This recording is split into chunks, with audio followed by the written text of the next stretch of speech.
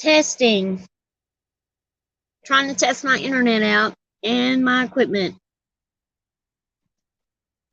If you are watching this on replay, we are going to talk about the Watts case. We are going to have a discussion about some of the questions that we may have. We want the answers to.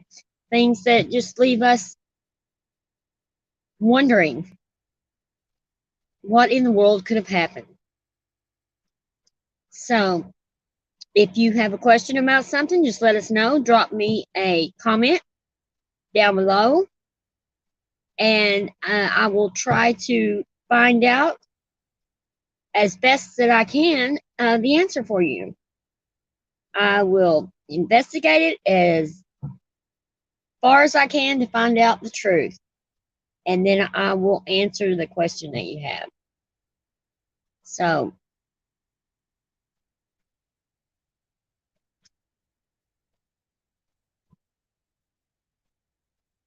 but I'm just waiting on another person to come in because me and her are going to discuss the Watts case.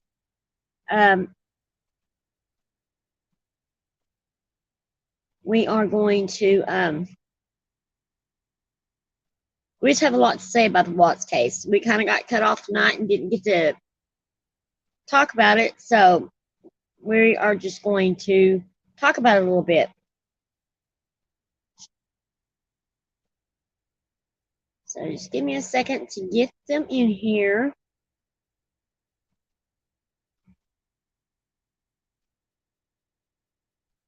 It takes me a moment to figure this thing out.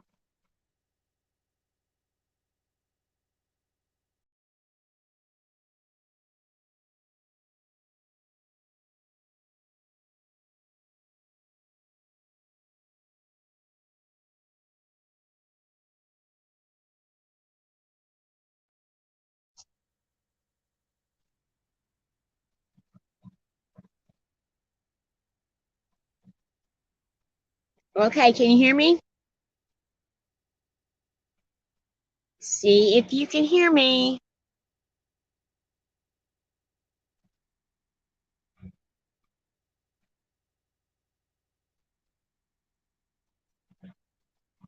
My mic is on.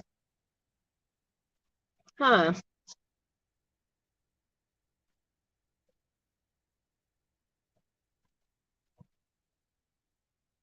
Let me see. Dorothy, I'm trying to get you in here. Hang on just a moment.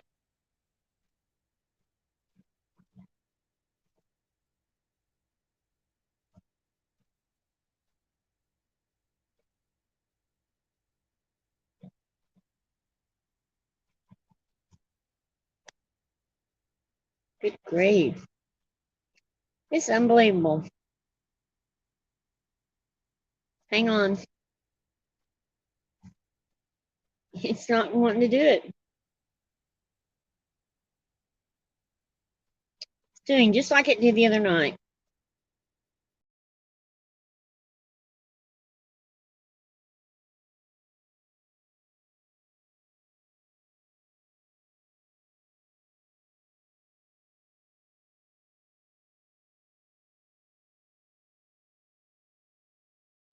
Okay, can you hear me? You can? Cool. I'm trying to get Dorothy in here. I copied the link. It just doesn't want to paste. It says copy again. Weird.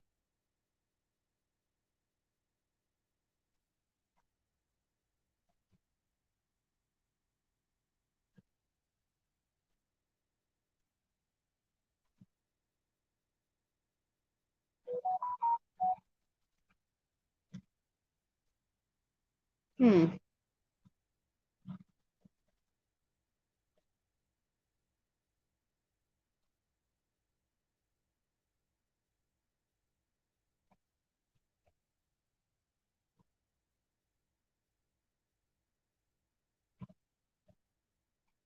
Okay. Did it. Hang on. I think I got it.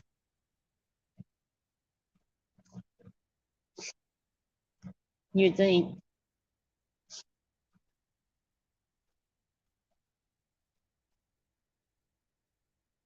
Hi, Lisa. How are you? I can't. Are you still awake at this time? Just kidding. It's nice to see you over here. I'm having a problem trying to get this up and going. Maybe this will work. No, it's not going to do it. Okay, Dorothy, I'm going to send. Can I send it to you? I'm going to send it to you. Text message. Got it? I'll be right back. Just hang tight, guys.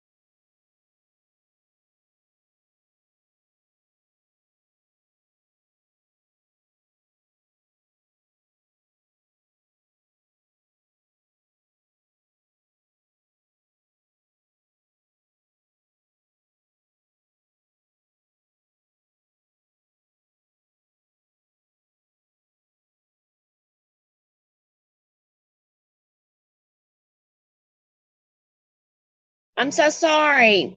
Okay. I sent it to your text message. Is that cool? Can you do it from there? How have you been, Lisa?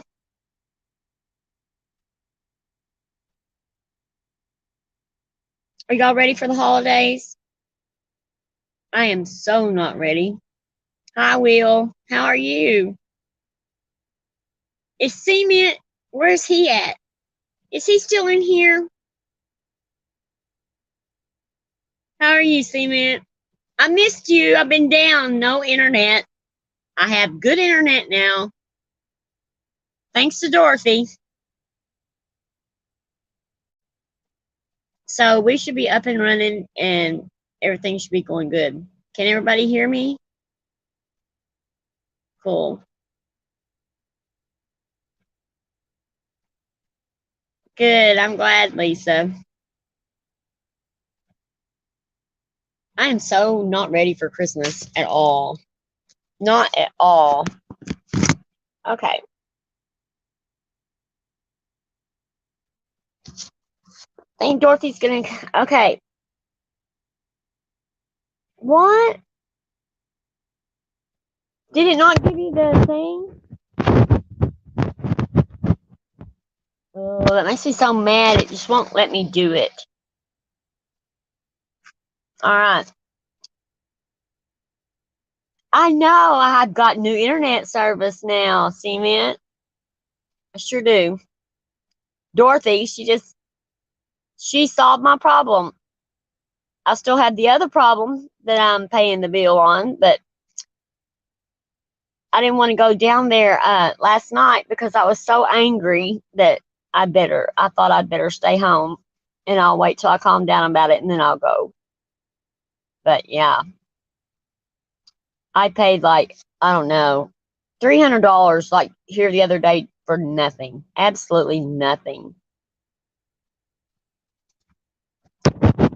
Dorothy, I am trying to drop the link. Hang on.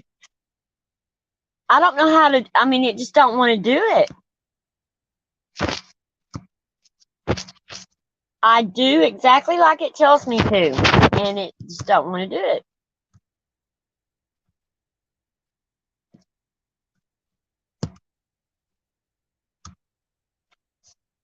Okay, now I copied it. Now it's not going to paste it on there. I don't know what in the world is wrong with this thing.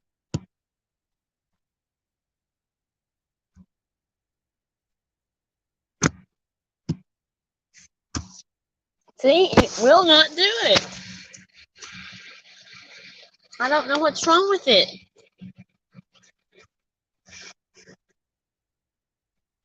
Will, do you have any suggestions?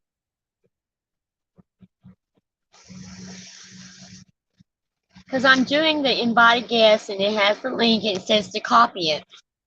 So I do that. You share what? What is it, Will?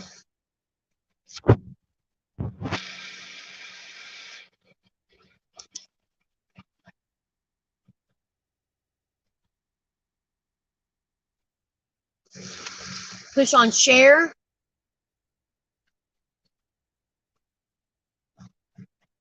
Click on share. Okay. When I push share, it brings up who do I want to share it with, and it'll say messages. So what do I put there?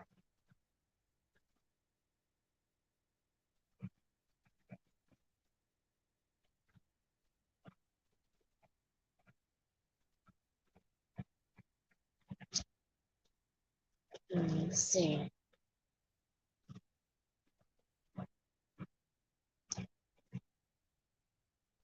I'll tell you what's happening as I do it. Okay, I'm pushing on it, and I'll share it. Okay, it says nearby. Okay, it says I can share it with Dorothy, or it says all my, oh, there it is.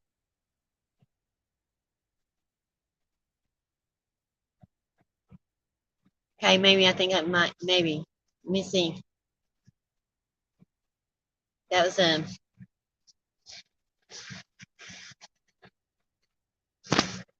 why can't they just make this a one button thing where you push one button and there it is?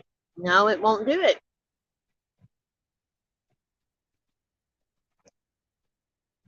No, it's not doing it at all.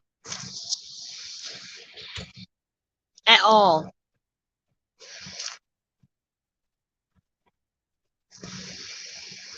Okay.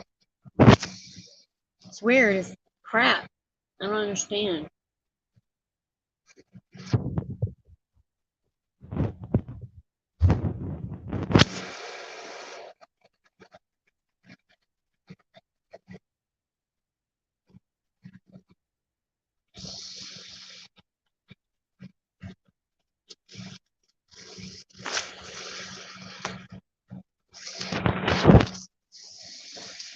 Oh, I see. How funny.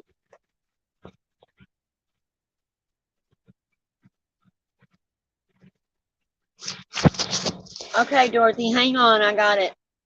I think I just figured it out. I'm sending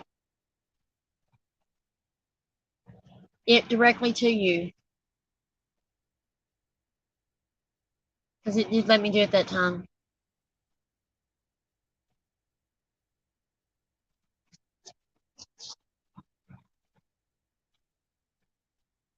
I don't know. This is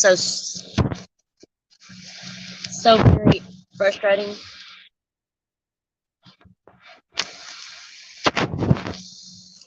You didn't do that. I'm ready to scream, y'all. This is not even. No. Oh, okay. Come on, dude.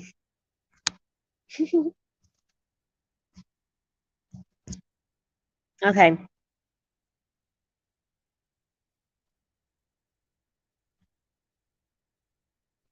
Ta-da! There you go. It's in your text message, Dorothy.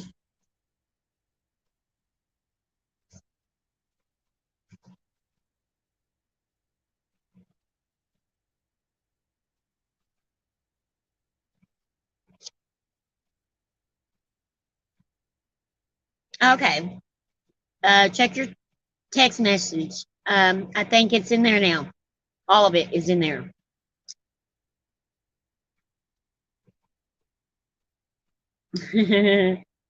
Thank you, Will. Appreciate it. It's crazy. They should have just one button and you push it and it works. Me and Dorothy was trying to talk about the Watts case earlier, and we just kind of, didn't get to talk about that. Dorothy kind of got a little heated up tonight. And that was pretty funny. So,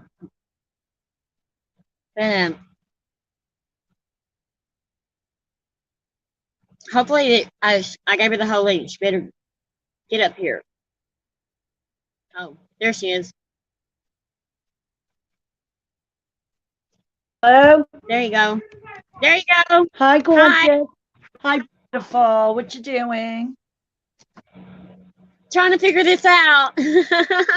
Well, you did it. You did it. It took a minute. We were going to do a test run before we did this, but we didn't. We just decided in a phone run. Well, this is the test run. And it sounds really good. Does it sound good? Really good. Well, how's it sound, chat? I got it. Thank goodness. Yeah, you did good, girl. You did good. I'm proud of you. That's wonderful. Well, it's so good to see you in here. I love your channel. 411 now is one of the best channels on YouTube, in my opinion. Will is so wonderful, and Cement Shoes is one of his mods. So I love them to pieces. I don't know if you've ever seen his videos that he put together about, I think it was a 3-part series about the Watts finances. Oh, and yes. He really put a lot of work into it. I have that detailed out. Yeah, that's excellent video. Yeah, that's where I got a lot of my information from Will. Well, Will knows a lot about this case. So, Will, what Chatter and I were talking about before she figured this out was the little letter that Christopher left in North Carolina with his parents. And I think it's one of the most underestimated pieces of evidence in this whole case. Because I believe if that letter already existed on the evening of the 15th when Ronnie had diarrhea of the mouth and was saying ugly things about Shanann and pointing out the doll picture, he would have mentioned that letter if it already existed. What do you think?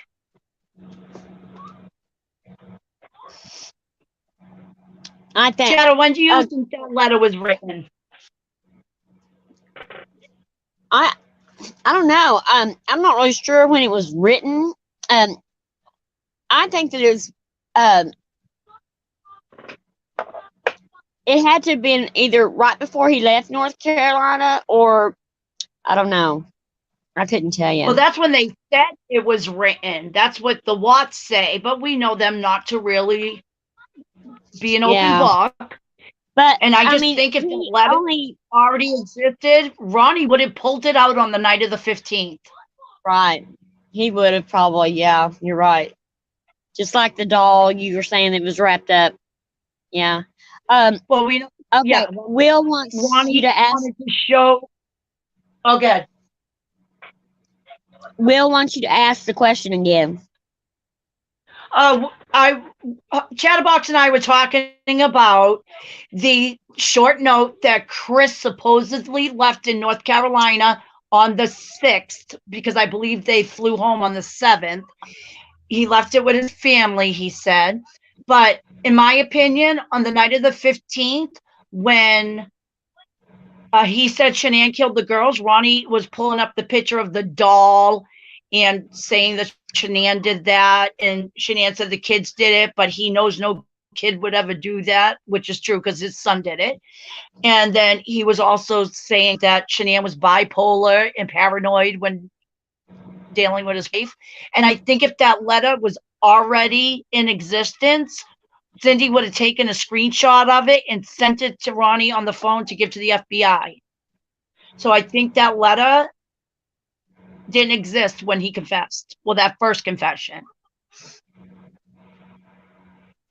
It makes sense. I mean, Will's that's what I didn't understand, why they didn't pull that out and try to use it on Shanann then. Right, But because Chris had already blamed her for the murders of the girls, which I don't believe is true. I think he did everything. He's the only one that had motive or a reason. Not that his reason was good. You know, she wanted to save her family. She would have died before she would have harmed one of those children. And she was pregnant. And look, she already put her life in jeopardy having them. There's no way. Good. You know, these people. I just don't think that even the letter on the top, when it's dated, the date is written so big. And when you look at letters that he has written to Sherilyn Cadle or anybody else, he writes small, and he also writes his date small. Well, his mom made him write that letter. His mom made him. She told him what to say too, because it was so short. She told him what to say. I kind of think that NK might have had that letter, and she was the one that made him write it. And the reason why I think that is because she's really the only one that said anything about Shanann coming home and Chris turning his phone on to record any interaction just in case anything popped off, if they got a really severe argument or anything like that. I just think that she had him write it, and she gave it to the parents. And she was so worried about him coming home with Shanann and them working things out. She couldn't stand herself. You know, she was worried about that. Well, you know how she tells the FBI that when he was leaving for North Carolina and she told him to work on your marriage. She actually did say that to him, but she said it sarcastically. Exactly. Right. It was sarcastic. Go work on your marriage. Go. Yeah. I know exactly what she did. Even Will says he thinks that letter was written afterwards. Because if that letter existed, Ronnie would have taken it out on the 15th or had Cindy take a picture. Yeah. See? He's even saying that. Cement says that he wouldn't be surprised if Cindy was behind it. Cindy has been behind every bit of this since the all this is going on right now. She's behind every bit of it. Oh yeah. I can tell from the stuff that Kim is saying that Chris is telling her it's not Chris. It's not his personality. It's Cindy's personality. Will said that he thinks he has two questions, not only the date, but another question. I'm curious, Will, what is the other question you have? He thinks while he was in custody. I kind of think that too. Do you think that he could have left it with NK though? Because she did tell him to go move his truck up the street in case Shanann was afraid to come in. And then she also told him to have his phone on record, either audio or video, so that he could, if anything happened, he could prove it. That's funny. Yeah, I do too. Because it's like Cindy did. And Cindy, she don't care. She doesn't care anything about Chris right now. She's all in this for herself. She's got to clear Chris so she can clear herself. Because she knows that her behavior from the time that he was born is what made him the way he is. And I'm sorry, but that is bottom line. You know, and everybody wants to say, and I understand where Cindy's coming from. My son went to prison for, he was in there for 16 years, my baby. I know how it feels. I'm sorry. But I also know how it feels to go up there and be in those shoes and have to tell your son that he's got to suffer the consequences of his behavior. Yeah. You know, but she's not saying having that to Chris. She's not having that stance with Chris. Like what you're saying is healthy. She's not saying, I love you, son. You're still my son. I'm your mother. But let's face reality. You're never getting out of jail. And help him settle in. Yeah. I What don't think this details? is healthy. Go ahead. Go I ahead. don't think it's healthy for her to constantly, I would love to hear their phone calls nowadays, to constantly say that he has all this support and Kim is fighting really hard for him and he was done wrong. Chris wasn't done wrong. And like they're mad because they weren't, consulted. Chris is 33 years old at the time. He's a man. They're not going to call his mommy and daddy for permission. Cindy's mad because she could not control what decisions Chris made at that time. He controlled his own decisions. Her final stance as far as his future with Shanann was not going to the wedding. And in her mind, she thought if she didn't go and she stopped Ronnie and Jamie from going, and even his aunts and uncles, that Chris wouldn't go through with it, but he did. And they didn't talk for 2 whole years after the wedding because he dared defy her. And I think it's strange when she's doing interviews and they ask, hey, tell us about Chris. She only talks about how he played sports from the age of 5 until 17 or something. He's a 33-year-old man. You don't say he was a wonderful, loving father. I mean, why don't you talk like that about your son? Why are you still talking about him like he's 17 and still living home? Because she doesn't know anything about him. She doesn't care anything. She just don't care. And Will says, I don't think she knows her son that well. She didn't. She didn't. The reason she didn't get to know him is because she was so tied up in her own drama that that they were always having to pick Cindy up off the floor, and so they didn't really have anything going on. Chris didn't have any drama going on in his life, so he stayed quiet and withdrawn all the time in his room. But Will says that my other question surrounds the style and format of the letter. It doesn't match Chris Watts' style and grammatical errors. Chris writes like a teenage boy. I've read his reports from Anadarko. Right, he does. Yeah, and he does. Smart. And he's book smart too. So, well, he says he has a high IQ. That came from Chris's mouth. I've never heard of our prison system in the United States testing prisoners' IQs. I've never heard of that. I don't know where he came up with that number. I don't know. I don't believe he's that smart. Well, another thing on that is his co-workers said that he had a memory like an elephant, and that he was the smartest guy that they knew up there. I mean, he's smarter than any of them. Well, his high school mechanical teacher said that he had a photographic memory when it came to things like that. He only had to see it or do it once, and he knew it. Right. And see, that could have developed into something. He could have been really successful.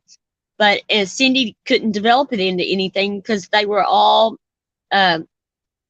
always fixing Cindy. Always fixing Cindy. That's all they did. Him and Ronnie.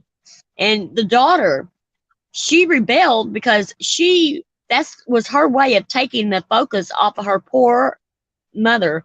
You know, she just got so sick of it always being Cindy having all the attention, so she would rebel just so she could, get some attention and get some of the attention off of her mother. That's why she told her to pick herself and get up out of the floor, and this is the way it's going to be now. Because Cindy was, in the floor bawling again, acting like poor me. And, we can't really be critical about how she behaved after she found out her son murdered his whole family, and especially when the girls are only 3 and 4 years old, because I'd be on the floor too. But I don't think she knew her son at all. She doesn't know Chris at all. He I would ran be. from her at 18 and never went back. He ran far away and never came back. What do you mean by that got awful wig he had on the Metallica concert pictures? Oh, Bonehead. Oh, yeah, extraordinaire. Yeah, the Metallica concert No, when Chris wore that wig. I'm from Revere, right next to East Boston. Southeast, like mostly Irish Catholic. I'm Italian Catholic. She can cook Italian food. Oh, yes, I can. My mother taught me. Mm-hmm. Oh, anyway, so for her to keep talking to the reporters only about her son's sports and how he never rebelled, he was the perfect child, to me, that makes him the most imperfect child, because every teenager wants to go to the school dance, out with their girlfriend, hang out with their friends, and he didn't do any of that. He only had one close friend, Mark Jameson, and some other person that we never find out their name, really, I don't think. But that's not he normal. wasn't allowed. That's not healthy. He wasn't allowed to develop a personality. He wasn't allowed.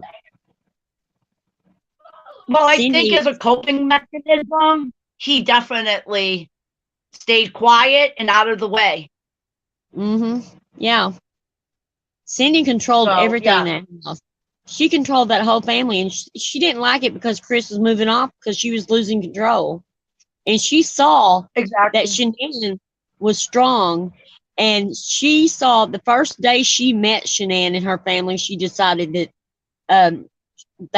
she was never going to accept them, never, because she knew that Shanann was loud and that she was opinionated, and she knew that it was going to bring out. Shanann was talkative, friendly, loving, empathetic. Chris's family were none of those things. Chris said that he always found it really strange when they were leaving for Colorado and they were saying goodbye to their families. Shanann's family was crying and saying, "We're going to miss you," and hugging and kissing. And Chris's family was just like, "Okay, see you later." Right. It was very unemotional. Yeah. So I don't think Cindy didn't know how to take them. And just in the same way that Shanann's family didn't know how to communicate with Chris's family, because they were so opposite. Right.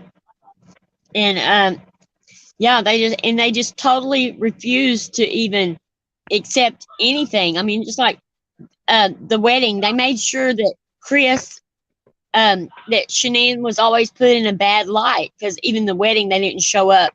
You know, that's saying, you know, we don't like her. I hate her. And it's the mother. I mean, it's Cindy that hated her so bad. You know, but I just can't imagine.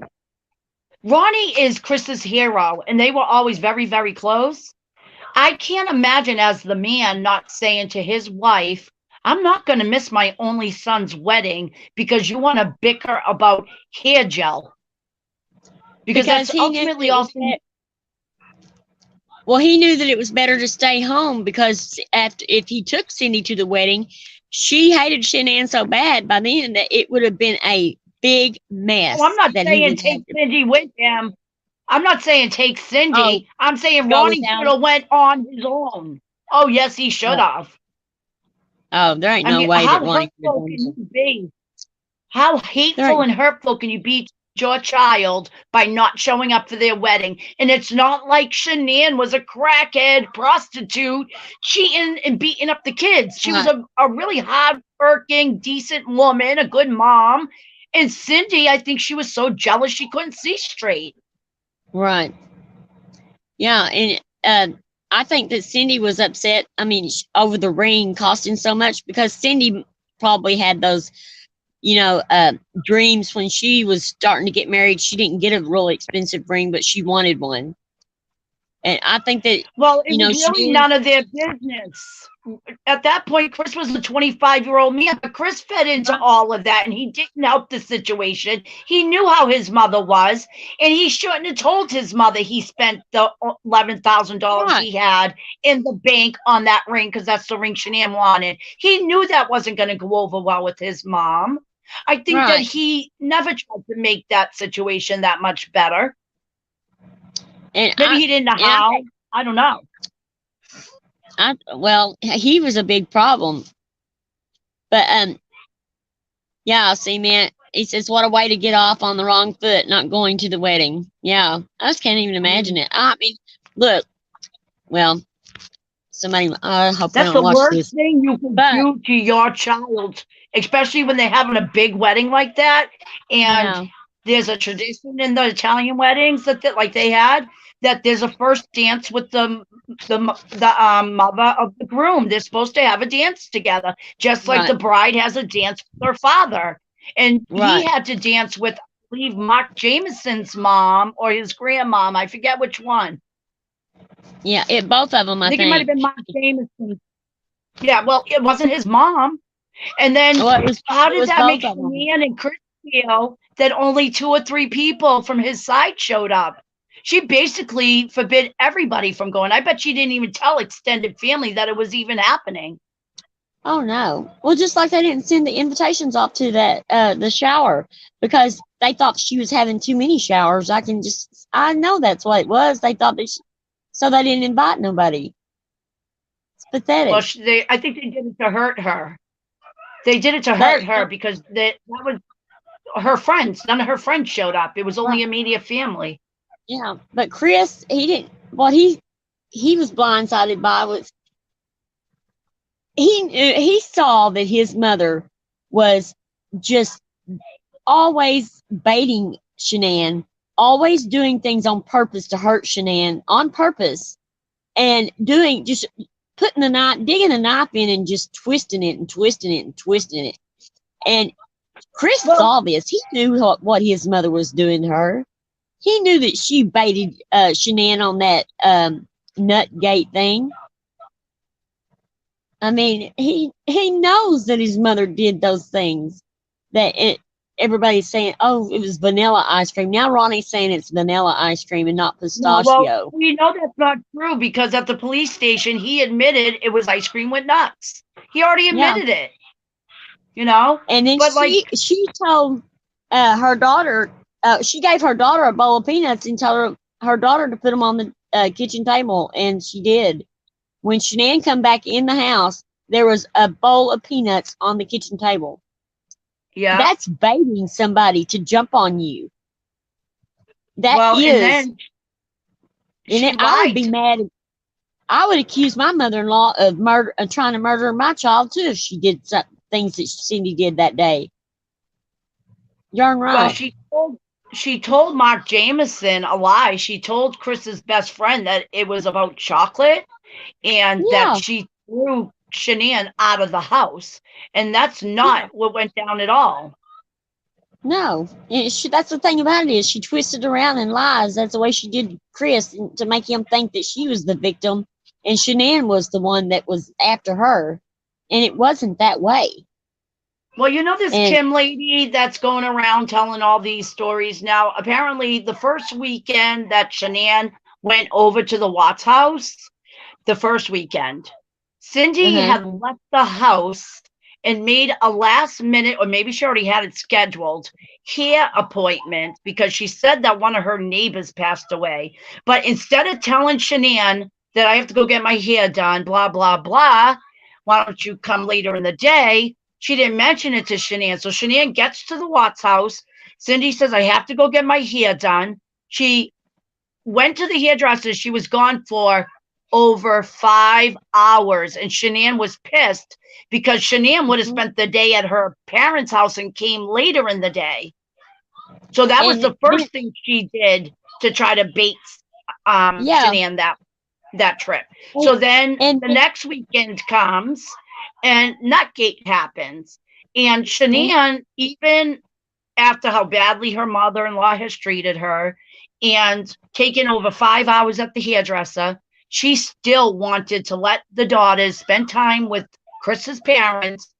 And I'm sorry, she shouldn't have went. And personally, I think she used bad judgment because Cindy couldn't be trusted. But Shanann wanted it to work so badly because she's a family-oriented person. And then that whole Nutgate happened. And that's what really confused Shanann. And Hello, she Miss couldn't Minta. quite. What? Miss Minta's in here. Oh, Hello, dear. Not true. Everything that I'm saying is totally true. Totally, totally true. yeah, what's not So true? don't you Wait, let's dare talk to come her. in Let's not get here and aggravated. I start want to talk that. to You'll her. be out. No, let's talk I to don't her. I don't mind you being here, but you are not going to say that things that I say is not true because they're not coming out of my mouth unless I've investigated it. So, okay, it said, All right, well, tell us what's wrong in our timeline. What's not true?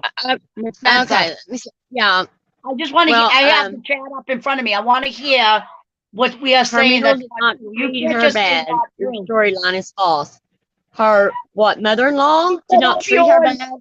She said up yours. Yeah, right. What is wrong? What facts are wrong that we're saying? I'm curiously. I'm like I really want to know. The 5 hours. She said that her mother-in-law did not treat her bad.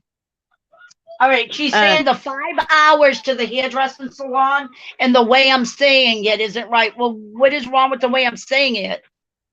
Because And then, she was and then gone they for turned 5 around hours and and then she and forgot Shanann her wanted them cell to phone. babysit. Yeah, she turns it around. You know what?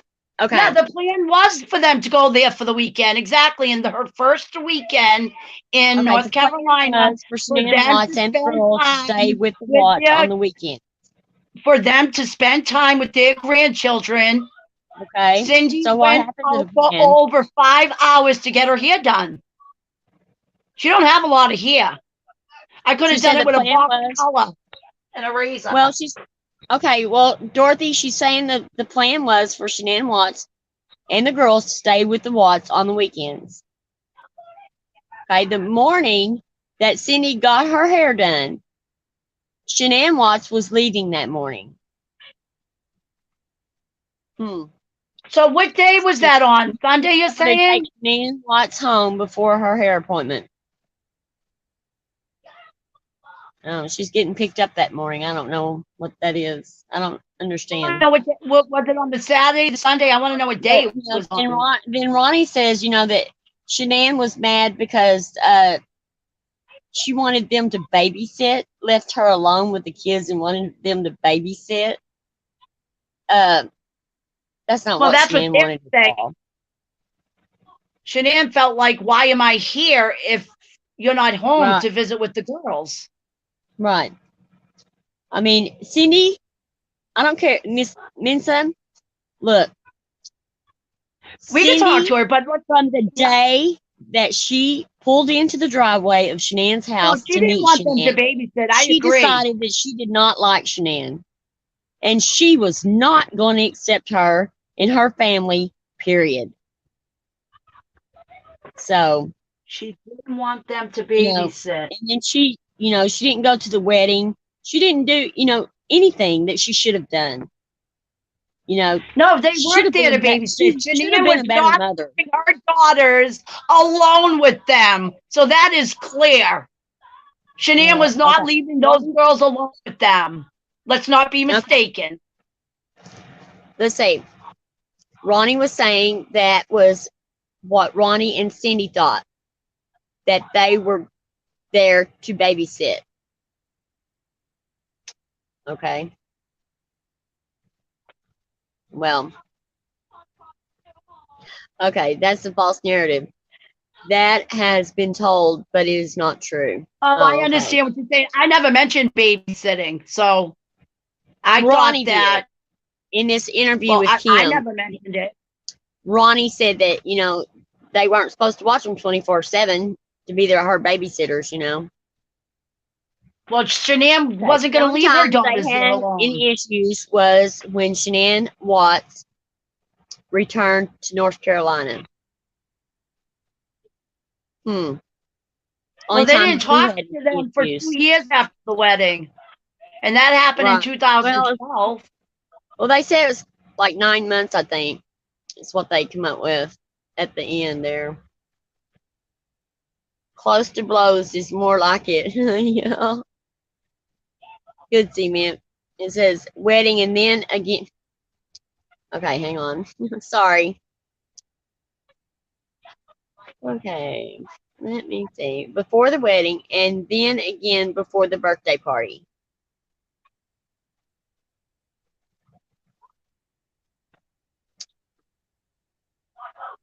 What's that mean? Before the wedding and then before the birthday Cece's party? birthday party. Ronnie Cece's said, birthday party.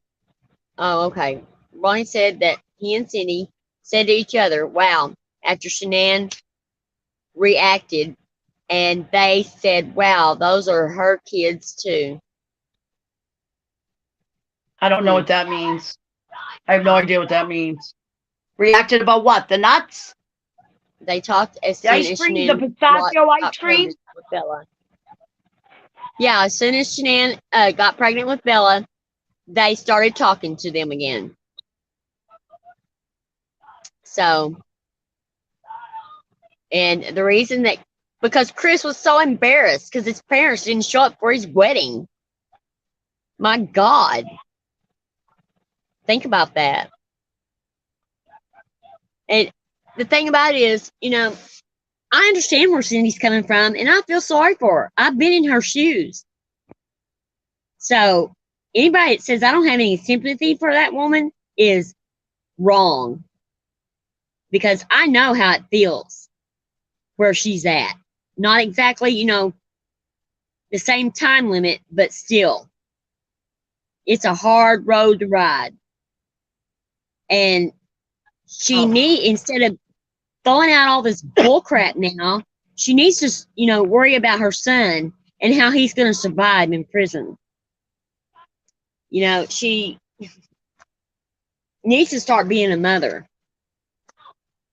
And, I just don't understand why this is all being hashed out on YouTube, and how does this help him or them? Yeah, Miss Mensa, if you want to come up, you can come up.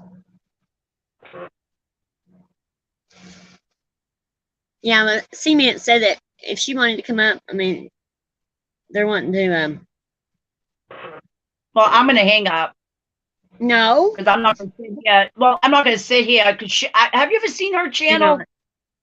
Oh, well, yes. I need to go visit that another time. Yeah, I got blocked from her channel a long time ago. Why did you let her up here? I wasn't allowed to have a voice on her channel. Oh, well, okay. Well, go ahead and have your voice here, baby. Okay, me and you will talk. Anyways, I don't think that's a false narrative. I've always known Sandy and Shanann to be quite an open book. And what? Cindy's been getting attacked, harassed, threatened since day one. She should be. She should be. Because the things that she's saying and her demeanor and the way she is. She can't just grieve her grandchildren and keep her mouth shut about Shanann. So that's just all there is to it.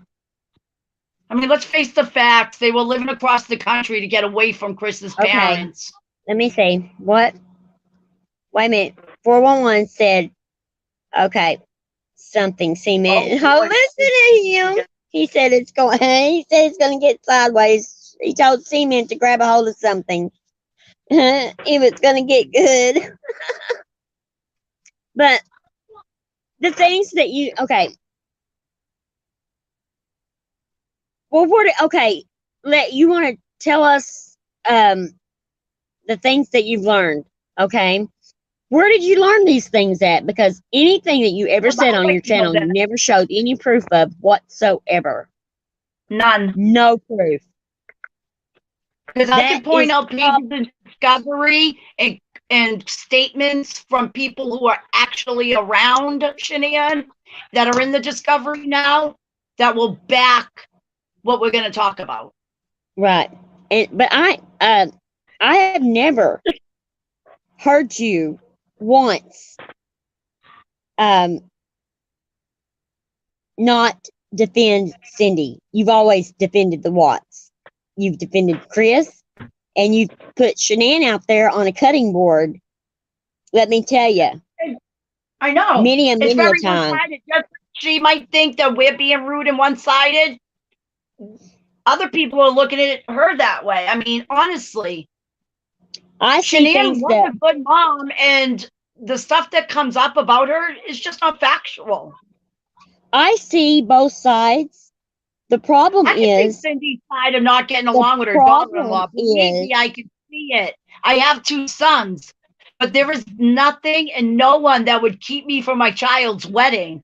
I'm gonna dance with him the day he gets married. right. You go and you support your child. He's a grown-up, and that's who he's chosen to marry. Okay, so I have missed the majority of your discussion videos.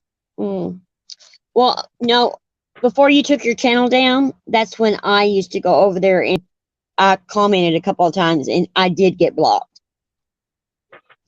Because I wanted you to show me proof. And I'm not in. Cement's insulting you. Cement, did you insult her? Don't be insulting, Miss Mensa. Dang. Okay. Look, the only reason is because I did see your videos. I did see all the crap that you put out there. And I saw your old channel. You are the most despicable, disgusting human being that I ever did hear in my ears. The things that you said. So don't come over here on my channel and sit there and say that, I'm just, that somebody's being rude to you. Well, too freaking bad. Shanann was a good person, and she loved Chris with all her heart. She did. Heart. She wanted that wedding. Those little girls loved him with all their heart. Nobody's going to love them like Shanann's a perfect person? Her. No, I don't. I think that she was very bad with money. I think that she lived far beyond her means. I think that her children didn't need to go to a daycare that expensive. I think MLM businesses are pretty predatory, and I don't like hunbots. Like, there's many things I don't think that are perfect about her, but she did love Chris, and she loved her children very much. And she did not kill her daughters. And she said that she had flaws and she wasn't perfect. She said that on a daily basis. And, and she praised every video. She praised Chris and what a good dad and a good father and a good husband he was, and how much she loved him and how much he loved her and their family. And it just is awful. I mean, that he could have walked away from it. He could have walked away. And, he really couldn't, because Chris needed to look like the victim. Chris is a covert narcissist, and he needed to look like the victim. He couldn't let his friends and co-workers know that he had a pregnant wife with his first son and that he was fucking one of the co-workers. Now we have Ronnie saying that the baby may not be Chris's, when the only evidence of anybody cheating is Chris Watts. Shanann never cheated on him. There's not an ounce of evidence that she ever thought about cheating on him. They planned that baby, and she was pregnant with that child. So, right. I don't know why it's up now that Shanann's son wasn't Chris's now. I mean, it's just so pathetic and desperate. It's actually quite ugly, this recent YouTube marathon that Chris's parents are on, and this disgraceful lady Kim. They need to let Shanann rest in peace, and they need to stop talking about her. And they need to stop. The child wasn't Chris's. I mean, give me a break. Why don't they talk about Nicole Kessinger? They won't even let anybody ask questions about Nicole Kessinger. Okay. He was the one that was fucking his coworker, while she's trying to build a relationship with his mom and dad, and his mom is trying to feed the kid, not ice cream around Cece. Okay. Now, go ahead and tell us about what you've learned about the wedding and the birthday party, Miss Mensa. She said that she's going to tell us. Well, you know, um, I'm taking my stance because I can take a stand here, and I do know the difference between right and wrong, and I do know that everybody has flaws, and but Shanann's flaws did not get her murdered. You know, It had nothing that in she the end. could have done. She could have been beating on him on a daily basis, and that still would not be grounds for murder. And I just think that when you had your, I don't know, first, second, third channel up, I don't know what it was, but the things that you said about Shanann were so awful that it made my skin crawl. Like, didn't you And accuse her of having Munchausen by proxy? Munchausen by proxy, yeah. Shanann didn't have that nowhere close to No. it. Nothing near it. Okay. There's a true crime community that is fighting and attacking and keeping harassing threats, etc. going. Wait, Miss Mensa, who do you consider the true crime community? I'm just curious. Because I think Shanann was people are getting beating him. confused. Yeah, I know. Me too. I think know. people are very confused on who is a part of a true crime community. Will says, are you talking about the web sleuths?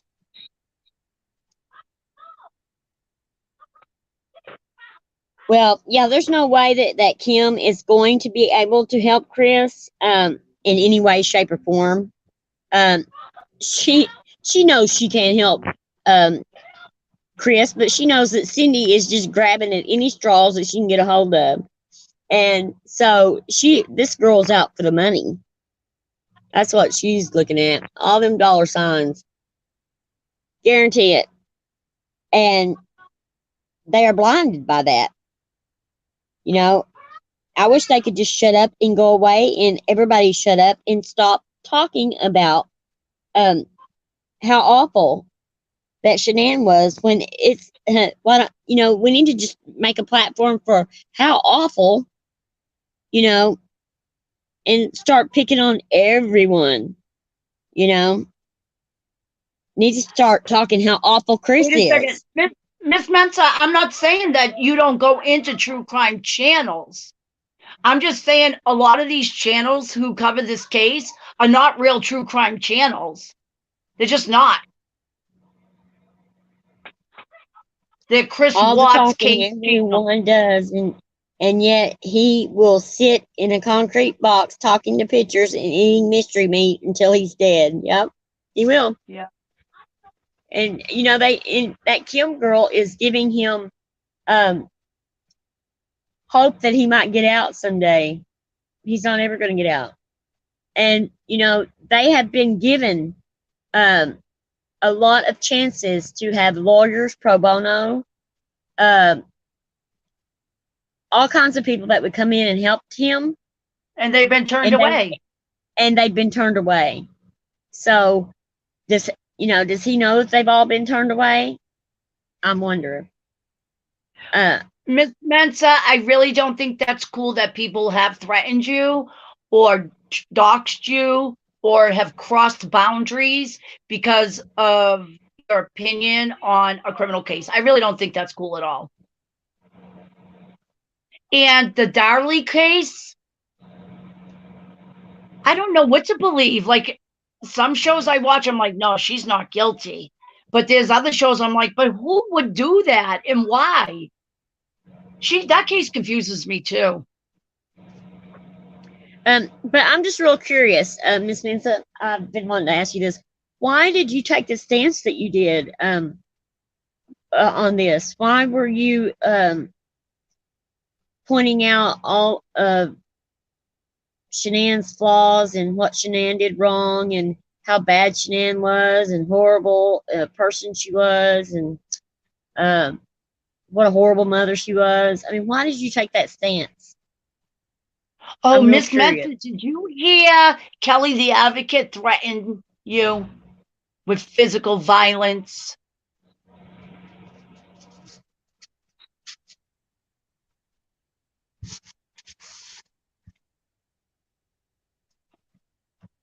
I hear what you're saying about the Watts case, that this is the only case where people get this emotionally involved and get so angry and have attacked each other so viciously. I completely agree with that. Because we can talk about any other crime case and people don't behave this way. But this Right. case, for some reason, Right. is toxic. Well, I mean, I have a strong opinion about it because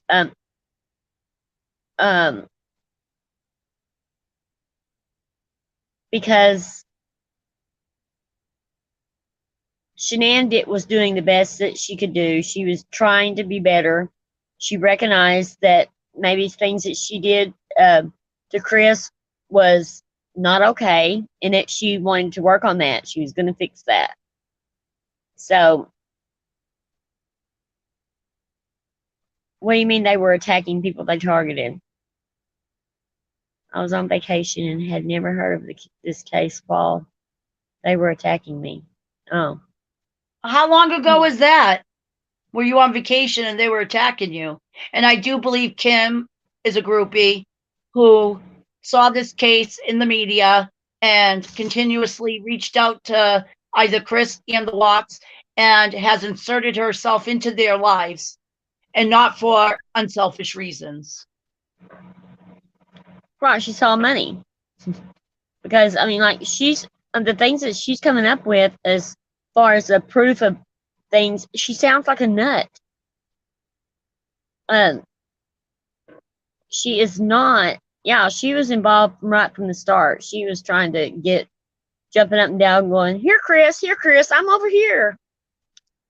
Right. So, Miss Mensa, who do you think spearheads all these attacks on those true crime writers? The Watts side? Like who? Why? Why would they do that?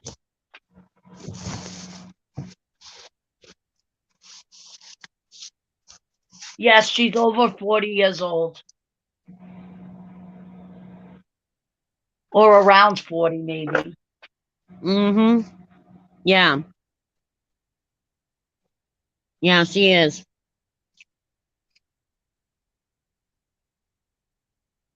I heard something about she dyed her hair. What, to look more like Shanann, I heard? Yeah. Yeah. Or dark hair, because Chris likes dark haired girls. Right. So you're saying you never had that first channel, Miss Spencer, that got deleted?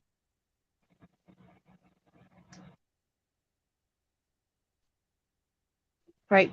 Using my name in my phone, and we're posting and sending messages saying that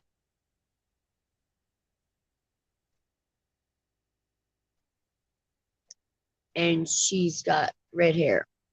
Sounds like Cindy. Yeah. Right. Yeah. Um.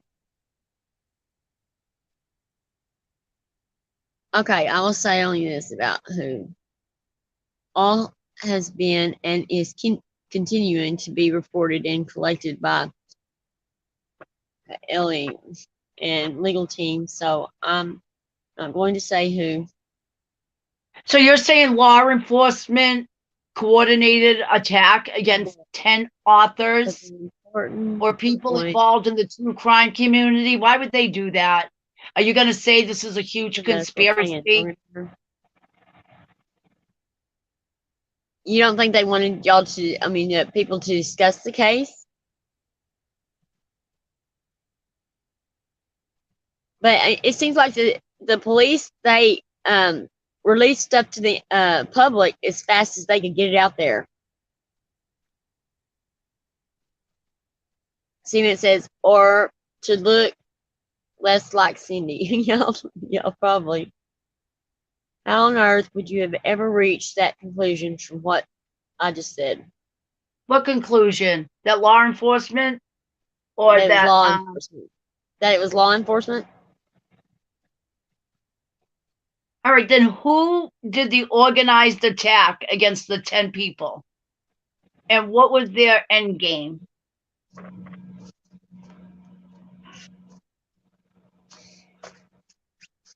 It's just it's just like a family feud.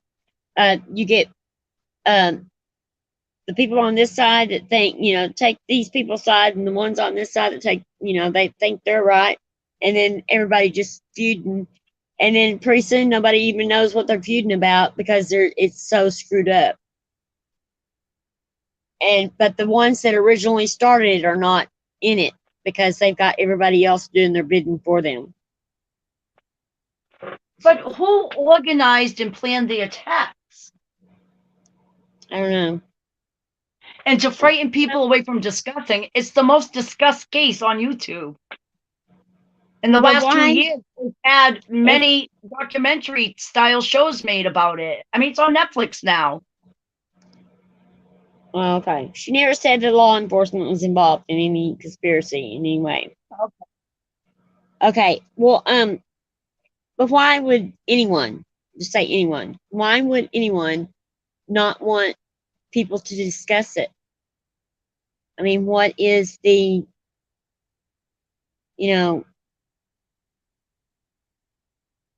what's the bad thing about that? I mean, I don't understand why that they would want to stop people from discussing it. Because people are going to. Care to answer the question?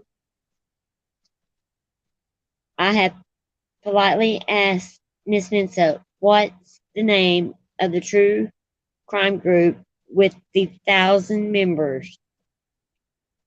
Please reply. Okay, can you answer that, Miss Mensa, for 411 now, please? She said she did answer the question. Would you just answer it once more for him? I guess he No, missed it. she didn't answer it. What's the name of the group that you belong to that has 1,000 members? Most or the big or the wow. The cases that the true crime community cares most about If that's discussing are the many group you're others. talking about that has 1,000 members, yes. What is the full name of the group discussing the Darlene case, Darlene Routier case? The Routier group. Okay. Is that the actual name of it? The Routier group? Routier.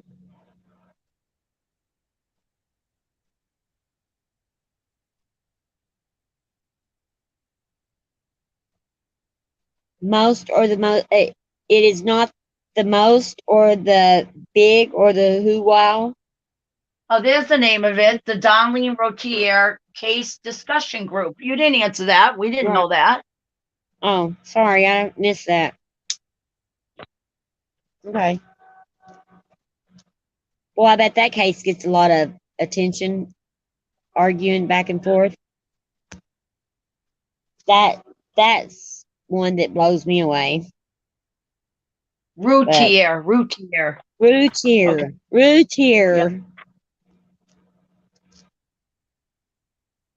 But yeah. Well, I kind of think that she really got railroaded, Darlene did. I mean, they did so many manipulative things in the courtroom and left out evidence, like pictures of severe bruising she had.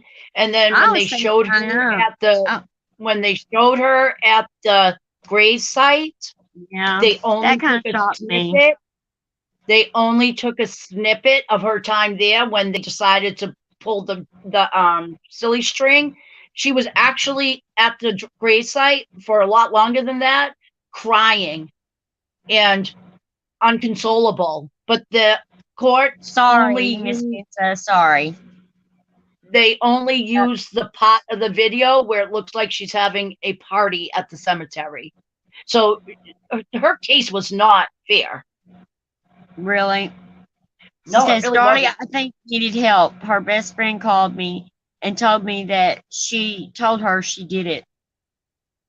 how did she get all that bruising on her though? I mean, that's what shocked me is that bruising. Man, that was some big bruises. So you're friends with Darlie's Yeah, best friend? she is. Oh, I remember her best friend said that that Darlie was. I mean, that she was begging Darlie to get some help. Well, Yeah. I'm asking because she's saying that Darlie's best friend told her that she did it. Oh, But Miss Mensa, how do you have the inside information about what happened on the day of the hairdresser's appointment? Or the truth about the wedding? I know. I want to. I want to listen. Okay, it says Miss Mensa. I'm a member of a lot of true crime communities and websites. I was only asking to get the name of the true crime group you said has thousands of members. My thing keeps popping up and has been around for 8 years. Okay. Um. Okay. She called me and answered all sorts of questions, and it all sounded credible. How do So you you know think you she was were really telling? talking to her best friend? How do you know who was on the other side of the phone? She could have said she was her best friend. The only thing that makes that, I mean, seem credible to me is because they did mention several times that Darlie had meltdowns, her husband did and stuff, and that um, she told him one day that she thought she needed help. Um, that's the only thing, I mean, because he brought that, I heard him in an interview saying something about that. But I just can't, where did she get those bruises from? I mean, that is so bizarre to me, is those bruises.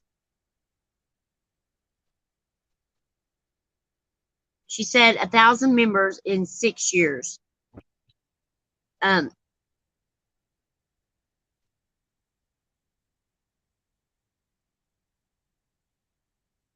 okay, it says I've researched and asked a ton of questions, and a lot of people are contacting me with info who sound very credible.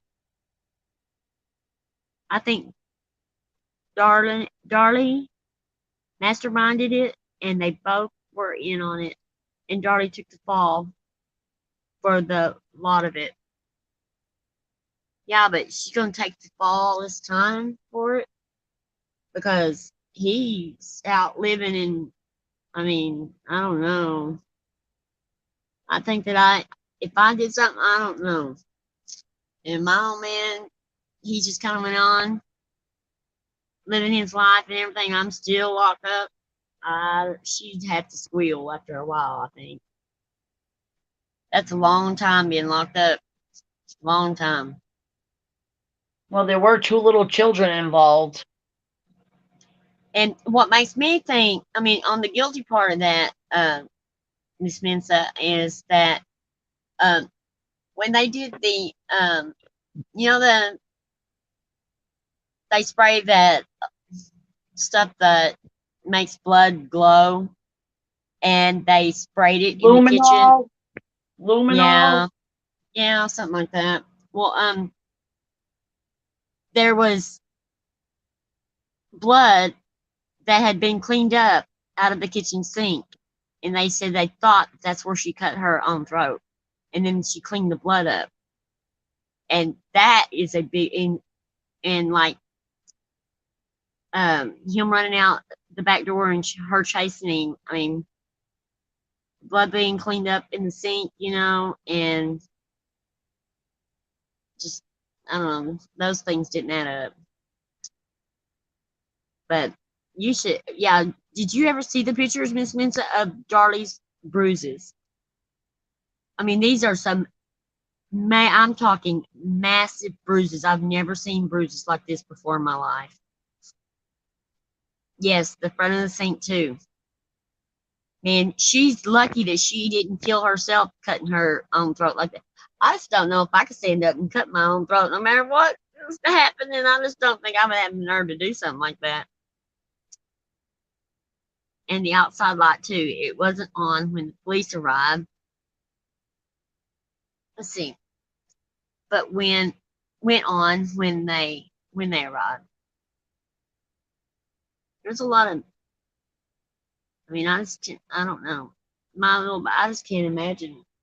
I just can't put myself in that because I just can't imagine stabbing my babies like that to death. I just, my babies are grown, but I just can't imagine it. I just can't. In a So million Cement, years. wait a second. Cement, you really think that her husband masterminded it? Because I always thought he was more involved. Oh, Darren. Yeah, I got my weird glasses on. Things are kind of running together. Okay. That's why I'm reading so funny, is because I can't see very well. My eye is still, it's still so foggy, my left eye from cutting it, that I still can't see out of it very good. So, my first live, Dorothy, I cut my left eye. You just did that tonight? No, my first live, the very first one I did Oh, on on Halloween, Halloween? right Yeah. before I went on, I cut my eye. And I didn't know how bad it was until after I got off. And it just, oh my God, it was horrible. I had to go to the doctor and everything. The emergency room. It was terrible. And it still is not healed up all the way yet. I It think says the eyes light take a stays long on time for to 2 heal. minutes once it's activated by motion. So if there was an intruder, then it would have been activated. Yeah. I don't know. There's just a lot. She didn't even have birth before they went to bed without her, and then 90 minutes later, she screamed. I mean, even take somebody with the elevator not going quite all the way up to the top to do the things that she did that night. That would take a lot of something, but to stab her babies like that and to cut her own throat, I'm telling you, that took something. She would just not have to think about it and just do it. Uh, Darlie was on that diet drug and she was depressed.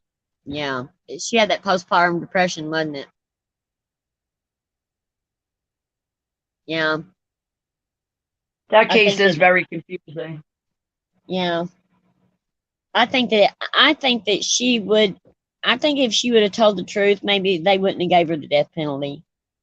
They would have probably pled out for her. If they should have went in that defense, the postpartum defense, instead of, what she went with.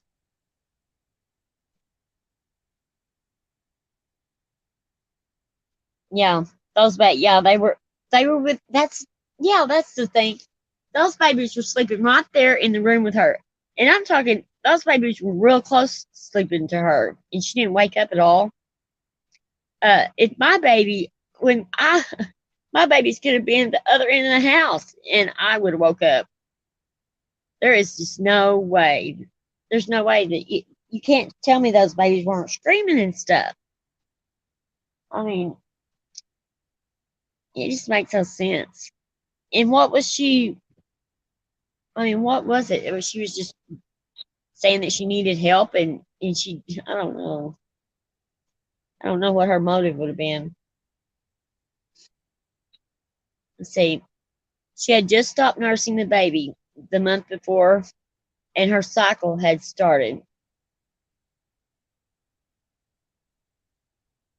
the month before. Right. Well, I mean, Well, some people didn't just she can't. say that? Didn't it come out afterwards that the husband was trying to set up some type of robbery at his Yeah. house? Yes, he was trying to get the house robbed for insurance. Because his business was starting to fail. He wasn't as successful as he had been, and they were living beyond their means as well. Really? So she was crying. I remember her crying and writing a suicide note. I remember that. And but So when her period started again, then she was normal. That's where it had to have been something to do with that imbalance. I know it can mess with you. Well, you know what? That sock is a pretty big problem in this whole case. And the knife, because they said the knife had the screen residue. And there was no disturbance outside the window where the screen was cut. Huh. But the Oh, knife yeah. was one of their kitchen knives. And if somebody's breaking in to do that, why wouldn't they bring their own knife? Right. They didn't even take anything. They only stabbed people. But you cannot have a cut throat the way Darlie did and go plant that sock without dripping blood everywhere. Right. So she would have had to plant the sock and then came back and then cut her throat. Right? Yeah, I mean, that's what I always thought, that if she did plant it, she would have had to do that before her throat was cut.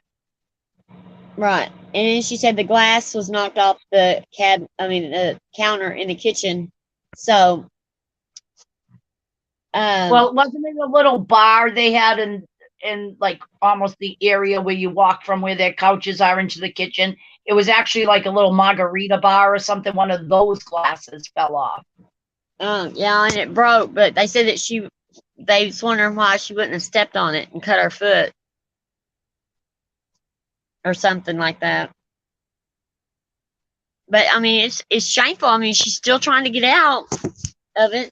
I mean, Queen B, we're talking about Darlie Routier. Routier. What is it? Who's that? Hello, Queen Bee. How are you? Good to see you again. Yeah, Darlie Routier. Routier, right, Miss Mensa? Yeah. Yeah. That glass was a big piece of evidence for them because the way it landed on top of her bloody footprints, when she said it would have already been broken, and the glass wouldn't have landed on top of her footprints if it was already broken. Glad to see you here. Yeah. Yes, good to see you. No robbers would have walked past a Rolex. Nope, they sure wouldn't have. Oh, no way. No how. And her jewelry was on the counter, wasn't it? In a pile right in the kitchen? I think so. Oh, it was piled somewhere. I don't remember where they said. God, that case it's been a long time. Yeah, what year did that happen? I don't know. Yeah, that's me. Exactly. Nothing was stolen at all. Nope. So what happens if somebody Dorothy comes girl? in the house? Yeah, Queen Bee, that's Dorothy. Yeah. I mean, let's really think about it. Dorothy. Anytime somebody goes into a house and all they do is violence and they're not looking to steal anything, that's usually a setup or hired or somebody very close to it that wouldn't steal their own belongings. There's not very many of these people that they don't think this through very well, because I would want, to make sure that my plan was just concrete, down to the last everything. And I would want to plan for the future, like a getaway thing. What do you mean? I left the kids in bed. Oh, okay, you guys were gone. I was worried. Oh, you was worried? What time zone are you in, Queen Bee? Huh? What time zone are you in? I'm asking her what time zone she's in. Wow, June 6th, 1996. Wow. What? God, there was something. Something happened. Oh my God, I know what happened. Oh. It wasn't 1996, but it was June 6th. That was Isn't that's that so funny. Flag Day? That was That's Flag Watt. Day. That's when when the Watts' bankruptcy was filed. June 6th. Amazing what Okay, you can then. remember. In 2014, How long has she been in jail? That's a long time. Let's see. What do you mean post trauma? What happened? I know. Y'all see, man. 1996 was a bad year for kids. John Bonet was that yeah. December. I mean, John Bonet was such a pretty little girl. Yeah, June 6th, 2015. The bankruptcy was filed. Yes, that's the day. Oh, yeah. Well done. Let me say this to Queen Bee. I was in the Uh-huh. panel, Oh and yeah, I got she's worried pissed. about you. I got Yeah. pissed because, can I chat? You say what I'm going to say. I got pissed because Sagacious Angel was up on the panel, and when he uploads that video, go watch. Chelsea was timing people out and deleting comments when they weren't bad comments. They were comments in line with every other comment that had been left all night. When you're having a video only about a panel, what is the chat supposed to talk about? They're going to talk about who said what on the panel, right? So she kept deleting just those comments and timing people out. So I asked her, why are you timing people out? And she was like, well, nobody can talk about anybody on the panel.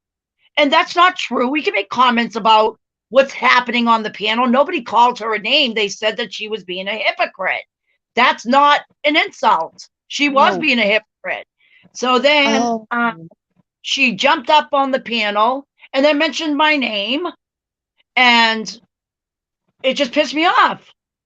And then Sagacious Angel, when she was in the chat in all bold, saying shit to Lisa, who's in a very, very delicate spot right now in her life. She seriously had a mental break.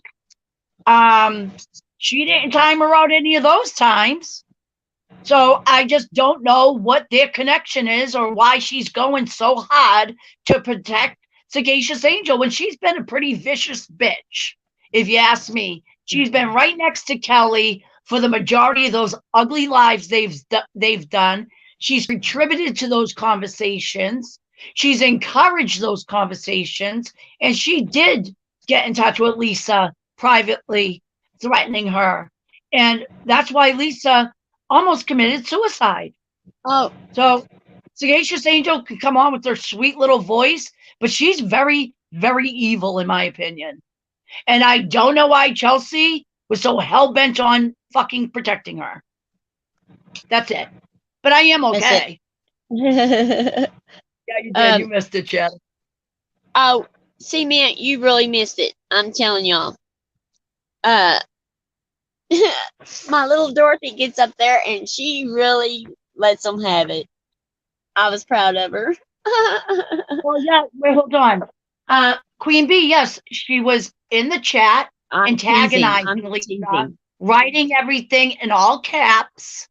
And then Rabbit made the mistake of trying to invite Sagacious up, but Lisa wasn't ready for that conversation.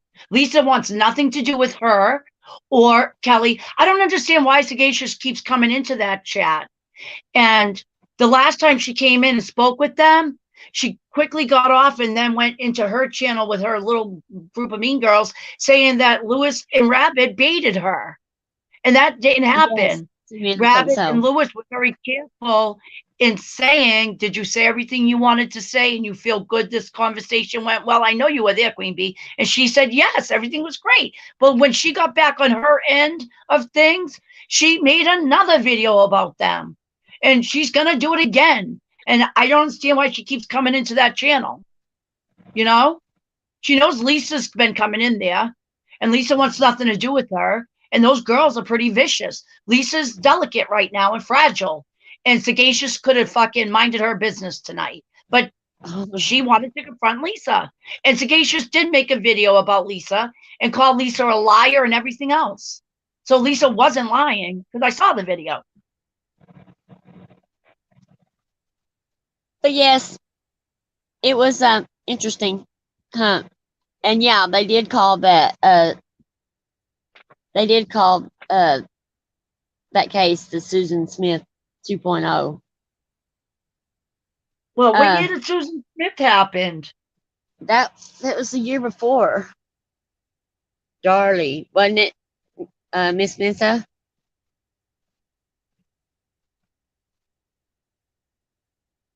It's the ones that, you know, we've just kind of Queen Bee is let's see, she's from Rabid's channel, Rabid Dog's channel. I went over there and hung out, and I met Dorothy and Queen Bee, and let's see, a couple more. And Kim, I met her. Kim is in Cece's channel, Cement. She come to one of them, but that's when I was having internet problems. But yeah, but, you know, Queen Bee, the night started out with true crime talk, and then yeah. I don't know how everything went so left. I know Lisa was on the panel, and then I don't understand really what the fuck happened. But when Sagacious was being rude to Lisa in the chat, Chelsea didn't do a goddamn thing about it. I timed her out. Queen. It's okay, Lisa could get off the panel, and then Sagacious could say what the fuck she wants. But Lisa's very delicate right now, and it's all because of her and her little group of mean girls why Lisa's so delicate right now. And they better realize their poor behavior is hurting people's real life. Right. And is it going to take somebody committing suicide for them to stop being the biggest bitches on this planet? You know, I don't know. It might. I didn't like that at all. Let's see. I didn't know Susan Smith was sexually abused too. Yeah, I mean, I wonder if that has anything to do with them doing that to their children. Like, I don't know. I wonder if it does trigger something inside of them that who is Darlie? Who is Darlie sexually abused by? A stepfather? What? Darlie, who sexually abused her? Darlie? Anybody? I don't know. Yeah. Miss Vince will have to answer that. I don't know. I didn't know Susan Smith was. I think that I heard about Darlie. Andrea Yates. I know, man. I seen an article on her the other day. Yeah, but she was really sick. She was really sick, and her husband shouldn't have left her home alone with those kids. Right, and he knew that she was sick. He knew she was really bad. Ill. Her stepfather. Yes.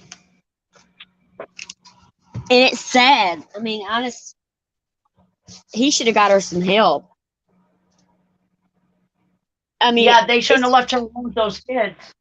Well, how in the world would she be fit to stand trial? I mean, it doesn't seem like she would have been fit to stand trial, that woman. I mean, you know, I really don't. That blows me out of the water. And the Scott Peterson case, has anyone heard about that? His mother was on her way. Oh, his mother was on the way to the house in the Andrea Yates case. Oh. Wow. Okay. The way who was forced? Andrea Yates cement? Are you saying the way she was forced to raise the kids and everything?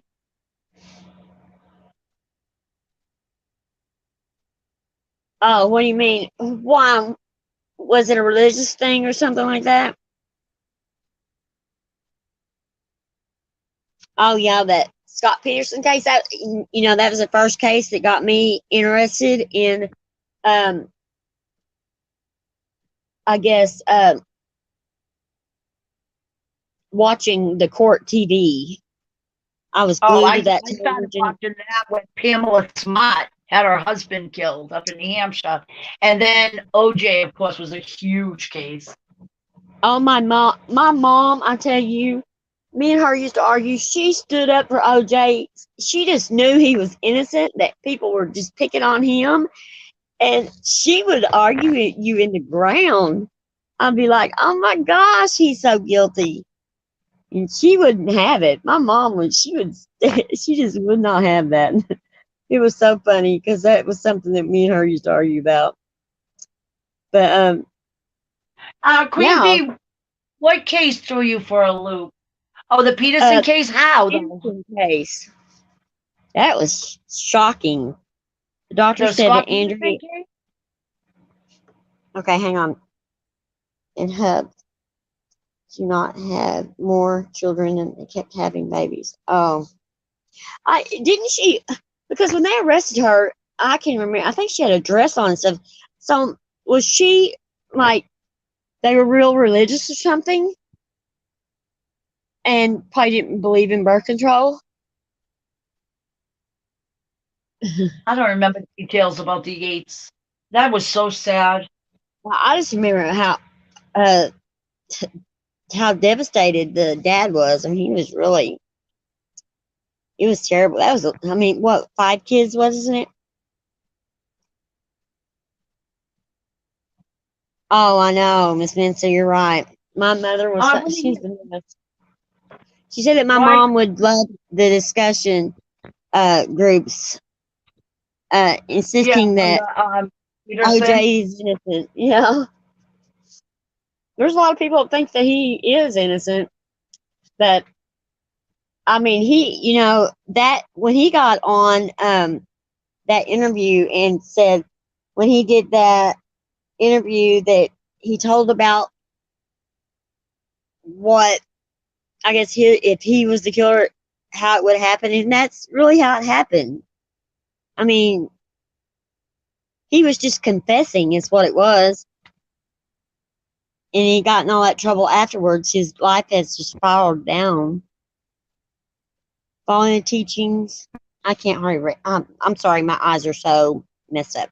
Well, I Okay, felt following really the bad teachings for of the Michael. Goldbergs in that whole situation because he legitimately was just doing the restaurant and Nicole a favor by dropping off the sunglasses or glasses. He really didn't know Nicole well at all. They weren't together, and Audrey flew into a jealous rage. And it was literally a restaurant worker dropping the glasses she left at the restaurant off. Right. And Did that's you what it remember was. her father and sister and the way they cried when he was found not guilty? Oh, that was heartbreaking. That was hard. I mean, yeah, those two families there. I mean, they. Oh, it was terrible. It was really hard on them. And can you imagine how hard it is on the kids? That's what I just don't understand. That's something that I cannot wrap my head around. No matter if it's a mother or father that kills their spouse, how can they uh, do this to their children? How in God's name can they do this to their children? Queen You know, Bee, I will answer your Ganon question if you tell me why the Peterson case rocked you or whatever you said. Because I do have definite opinions about the Ganon. Ron Goldman's family also acted very respectful. Yeah, they did. I'm really, I don't know. I'm just really surprised that he was found innocent. Really. It's notoriously almost impossible to convict celebrities. It just is. Oh, I know. Yeah. Boy, they got Bill Cosby though, didn't they? He's trying to get out now, though. Well, I mean, look at it. He's in his 80s now. He really did get away with it for the majority of his life. He did. He really did. But I mean, but look at how the cases. I mean, if you look over the years, the increase in killings. How was the Peterson case close to the Watts case? Because I mean, yeah, they were both pregnant wives, but I think they were a lot different. Because of the affairs? Well, Amber Fry didn't know about Lacey. She really didn't know about her. Nicole Kessinger, she's a different story. She very much knew. And for anybody who say that she didn't know, all you have to do is read their emails. Right. I mean, she went into the man's house where his wife and children live. And she could say, well, he said they were getting separated. When a married man is still living in the family home with his young children and wife, that's not separated. Yeah. And well, the first thing that come out of her mouth was, I'm looking for something like you have created with, your wife and your family. She knew that and there was no talk of separation right then. When she said that, come forward and tell on them. Yeah, but Nicole Kessinger didn't come forward and tell on him, did she? Well, not really. She only came forward after she found out her work had handed over those emails. She called at about 9:30 in the morning on the 15th, told them that she may have evidence for them and she needs to talk to them. And she met them 5:30 on the 15th at that park close to her home where her and Chris had their first date. So, I mean, Amber Fry really did not know. She lived 40 or 50 miles away, and she was introduced to him by one of her friends as a single businessman. And she really did work with the police. She recorded him unknowingly. She went over a month period of time where she still communicated with Scott Peterson. Yeah. And Nicole didn't do any of those things. She deleted her whole phone and then told Chris to do the same. So I don't see the similarity. The only thing is they both had pregnant wives and wanted new lives. But Scott Peterson isn't even half as bad to me as Chris, because it was a grown-up. Yeah, she was pregnant, but Chris actually killed his 3- and 4-year-olds. How do you bring yourself to do that to a young child? Okay. That's fucked up. A lot of people are saying that the marriage was over back in March 2018. No. I say, well, that is skipped right down. Okay, I don't know what I think. Stand out. Yeah. Yeah, they would have used Nicole to try to maybe call him or something. In fact, remember on the an interview at the park, she said, "Oh, I called him right now. He called me back in 5 minutes." Right. Oh, she makes me so sick. Oh. And Miss Mintha, who are you talking about? Who devastated her? She actually thought he might be Mr. Right. Which one are you talking about there? Amber Fry. We're just moving around all over the place, but that's okay. Amber Fry? Yeah, she was falling in love with him. Yeah, she thought that he was really single and he was like a man of her dreams, and he wasn't. You know what I find so disgusting about that whole ordeal there was when they were at her oh my God, all the thing that they set up for her, and they lit all the candles and all that, and he was pretending like he was on a phone call with Amber, pretending like that he was he was in Paris. Yeah, I mean that right there, not good for him. That right there just really disgusted me. Yeah. Yeah, Amber. Yeah, okay. Yeah, that really did get to me because all right. Ganon case, the Ganon Stauch case. I think that poor little boy had issues, behavioral issues. He had impulse control issues. I don't think that mother was equipped to deal with a stepchild with these types of issues. And I think that Ganon was failed by his mom. Like, she just basically sent him to go live with his dad, but his dad worked out of town a lot of the time. And I think that Leticia, whatever the fuck her name is, she ended up being the built-in babysitter. I don't think she was happy with that position. I think that the candle incident happened and she hit him and injured him severely.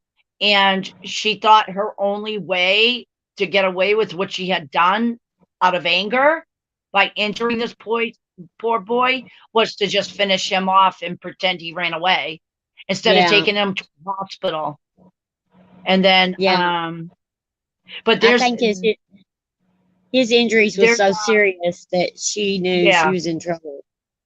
Right. It probably would have been obvious child abuse, and she didn't want to face the consequences of that. But poor Ganon, I mean, we all know that Leticia's husband was cheating on her. So what kind of father leaves their son in a home with the woman that he's cheating on? First of all, that's never going to be a good situation for your kid. He was cheating on her too? Oh, yeah. Yeah. Oh, my God. Well, he's not that, all that to look at. Well, no, he isn't, but beauty's in the eye of the beholders. I mean, you can't say that about someone's appearance. What I might find very attractive, you might not. So, but I mean, he was cheating on her. And the mother, I think she had some issues in her life, but she had new children, but she wasn't raising Ganon. That's really confusing to me. Well, I was adopted, and my mother had a child after me, so it made no sense to me, and it never has to this day. I mean, that's something that really does bother me, is because I wonder, why does she keep having kids? It makes no sense. Well, how does that make a child feel? It can't feel good to know that the mom you were living with sent you to go live with your father, and you're starting to build a whole new family. Right. I think that she was having a hard time controlling Ganon, and that's why she sent him to go live with the father. And then Leticia is the one who ultimately ended up being basically the babysitter. And we know how bad fresh kids are. Unbehaved kids can be very frustrating, even to the biological parent. So imagine what that does to a step parent who may resent that kid. Right. They may have presence. So I think that she injured that child so dramatically that she had older kids. Older daughter was a teenager. Very pretty girl. But yeah, she had an older daughter. She was 17. Hi, Raven. Yeah. How are you? Well, that was her daughter. Yeah, that's her daughter. That's her daughter, but she was working. And wasn't she in like some type of ROCT thing? They said she was in National Guard. She wasn't old enough to be in the military. Well, every time she would speak, Leticia, she was always contradicting herself, because one minute it was they were at the police station and they talked to my minor child without me. But then in another with the reporter, she was like, well, my child's in the service and she's an adult and she saw that Ganon was at the house on Monday, blah, blah, blah. But she just always, she really damaged herself more than anybody with her online antics and going on social media all the time, trying to try her case on social media. That was not smart. What now? Miss Mensa says, see, you guys, if I said what you just said, what?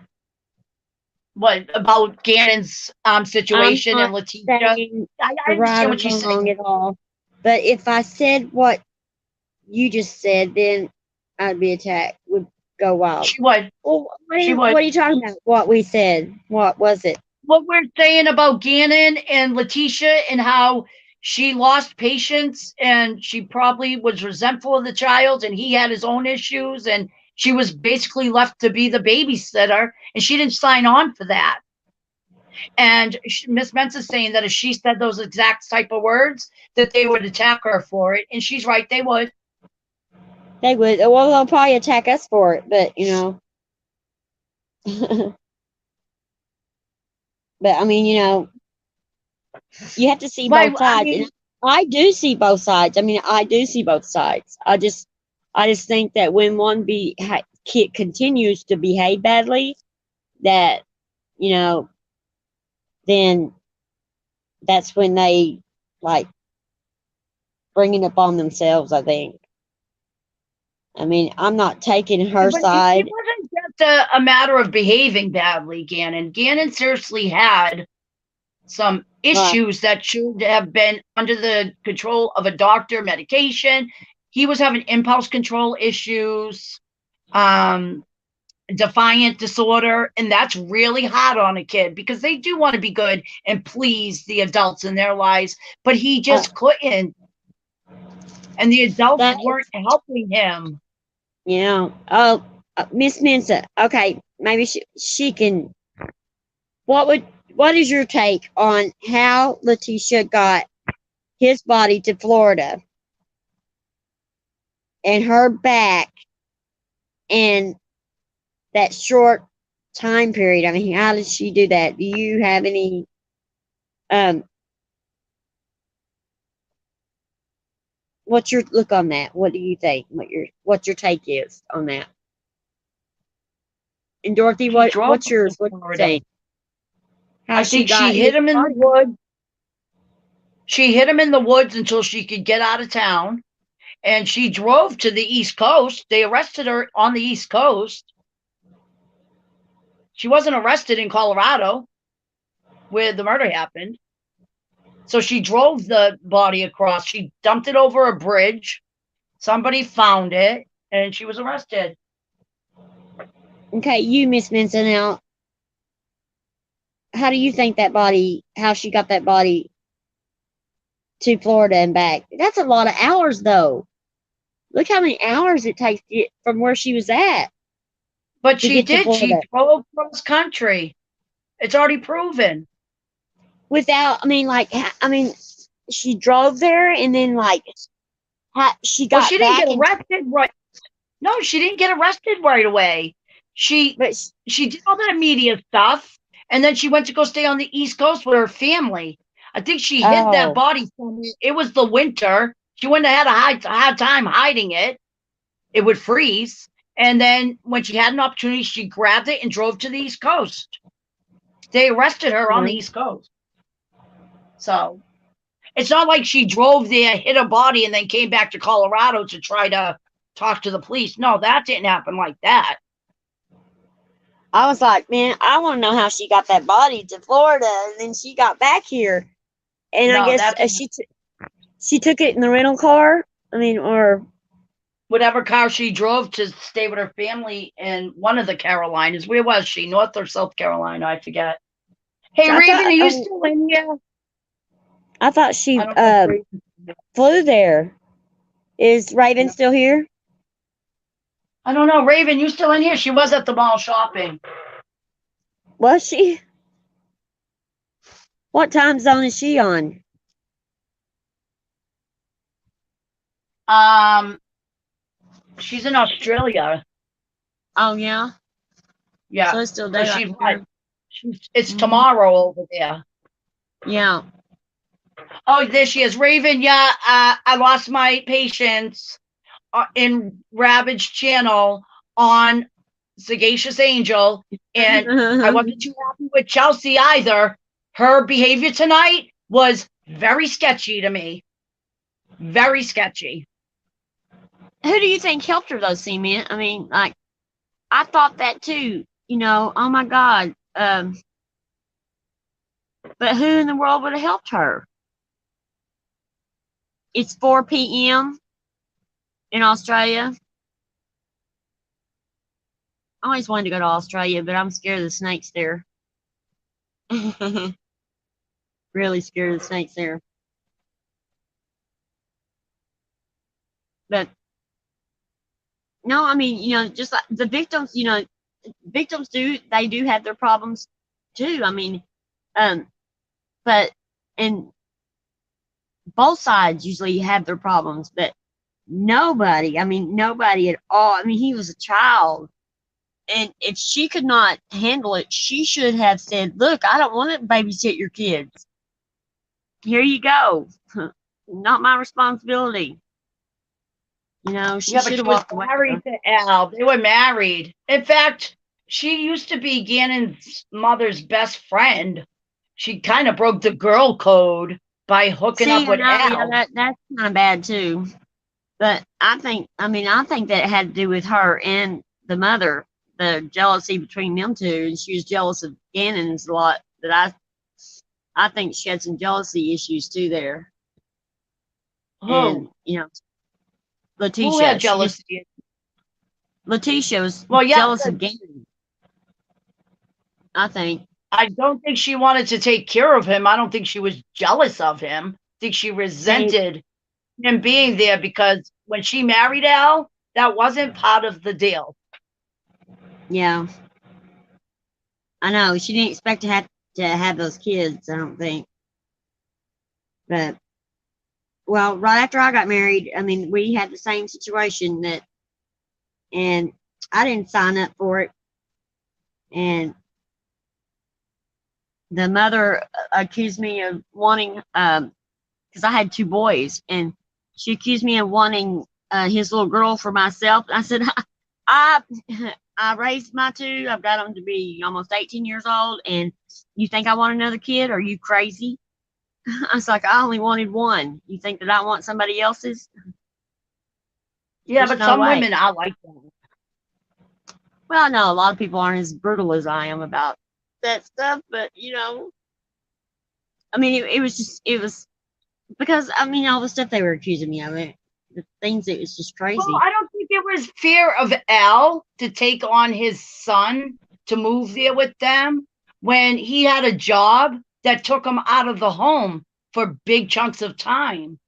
Right. And see, he was stationed in about 15 minutes away from my hometown. I mean, it's where he was at, where he had to come back from. Yeah, that's the training. It's a training facility over there. But Cement. I know Oh that no, wait. Miss when they're in Mensa, the military, mother lived far from Colorado, so she wasn't accusing them of having an affair. Plus, the biological mother of Gannon had another family. I think she remarried and she had some new children. And she couldn't handle Gannon, so she sent him to live with his dad. yeah, So, yeah, the mother was already married again, but there was some problems there at the end with their marriage. So somebody did mention something about her not really accusing Al of it, but being really jealous uh, of his ex-wife. And I I don't know think that about that. I think the Maybe, who jealousy knows? came from, well, she had an affair with him, and I think the jealousy came from what she'd done. But if anything, I mean, her husband did not come with her when she came here to look for Gannon, and she come and stayed in their house. And Well, yeah, Gannon being missing, yeah, Leticia Gannon was being very missing, pissed about that. right, and Gannon being missing, that just pushed them two together. Well, You know, Al felt like this is Gannon's biological mother, and she's going to be staying here while we try to find our son. I don't know if they kicked Leticia out or she left in anger. I don't know. right, because she But said she that was she pissed wasn't allowed to stay that there. Landon was there. Yeah, she was Let's pissed see, Landon was there. yeah, oh yeah, she was. Raven, She said she Raven. was So go back I just to her. don't know about anything about that. If you know what I mean. Like, it really was a very frustrating thing because Sagacious Angel was being so inappropriate towards Lisa when she was on the panel, writing in all bold and trying to confront her. And Lisa is delicate, and Lisa had already said that she wasn't interested in speaking with her. And then Lisa gets off the panel, and then Chelsea, anybody who even said, you're being a hypocrite, or she's contradicting herself, she timed them out and delete the comment. So I just asked her, why are you timing people out and deleting comments? And she said, because they can't talk about people on the panel. But we were only having a panel, and of course the chat's going to talk about who said what on the panel. So, but she wasn't following that rule for everybody, just for Sagacious Angel. So then Chelsea jumped up on the panel and said my name. So then I figured, oh, I might as well have myself heard. And she just kept timing people out. And I don't understand why she was so fiercely protecting. I don't know what's going on. I'm sorry. So that's just how I felt about it. Were you there, Raven? Was Raven there? Oh. Yeah, she See, said I was up on panel when I heard all this. I mean, all this was going on. And y'all were having it out in the chat. And then I got off the panel, and then I heard you screaming. Yeah. Well, because she keeps trying to say that she's not responsible for anything. She's the one that hosts these vicious lives on your cameras on. Yeah. She keeps having these lives on her channel where I'm being called names, Rabbit's being called names. She said that Rabbit and Lewis were baiting her the last show, and they all left very nicely. So I didn't understand why she flipped it on them afterwards. She's a snake. She's a fucking snake, and I don't trust that bitch. Somebody who would hang out with Kelly is not a good person. Come on. She won't say one negative thing about Kelly, and look at the shit she has done and said about people. The way she has treated people. And she will blindly follow that girl to the depths of hell. And Miss Mensa, I think that I don't think there will be any more arrests on the Ganon case, because if there was somebody to squeal on, I think she would have already talked. If there was somebody else that, unless it was her daughter that helped her with the body thing. So that's the only thing that I can, no, that's I think her daughter would help her dispose of a body. Leticia's daughter, you saying? You did not help her. No, I meant, but maybe not knowingly helped her and then figured it out later. That's what I kind of think. Oh, well, Kelly. I mean, when we saw the neighbor's video, it was only her and Ganon, I believe, we could see leaving. Right. Who's Kelly? And I believe the daughter was at work. Yeah. Yeah. Yeah. But I was thinking that somebody had to help her get him to Florida. I just couldn't figure that out. Just that bugged me worse than anything. Well, he was only a 9-year-old boy. Right. And he was in a suitcase. Okay, she tried to get the video removed that I did showing her threatening me, and I counter-complained to object to her complaint, and I won. Oh, you did? Kelly, is that the same Kelly y'all are talking about? Yeah. So at least you know the same person they're talking about, right? So you're not just out there. I'm gonna mute for a second. Girl, I gotta go get a drink. I'm gonna go get a drink. Okay. I figured she was gonna try to strike your video because she did clearly threaten you. I think she threatened you after your channel or somebody, Miss Justice. Is that your old channel too, Miss Mensa? Be honest. Because everybody was saying that was you. Anyways, had that interview with Cindy. But she got really mad. Like, she was foaming at the mouth and threatening to physically hurt you. And when I saw that, I was like, what the fuck is wrong with this chick? Who does that? Hey, no, she's not helping that family at all. Definitely not. She's bringing more stress into their lives. And I'm concerned for them because we know she can't control her emotions. She's unstable. So when she disconnects from YouTube, I shudder to think what their private conversations might be and the type of crap she says to them that they shouldn't even be bothered with.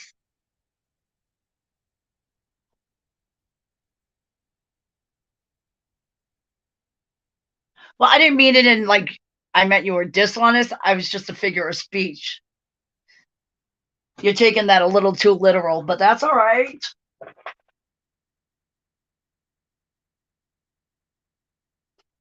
So is that channel you?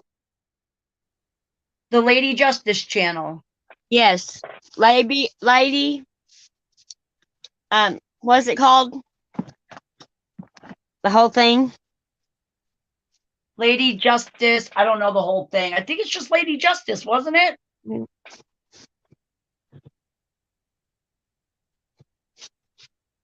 There's a she was in Carolyn's channel one night.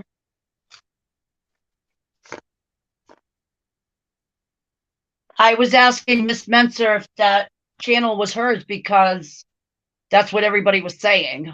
I never I kept thinking knew either way. I kept thinking it had Liberty. Every time I hear the Justice, I want to put Liberty in there for some reason. I don't know. Oh, are you still here? Good. I'm glad. I thought you guys left us. I was fixing to ask.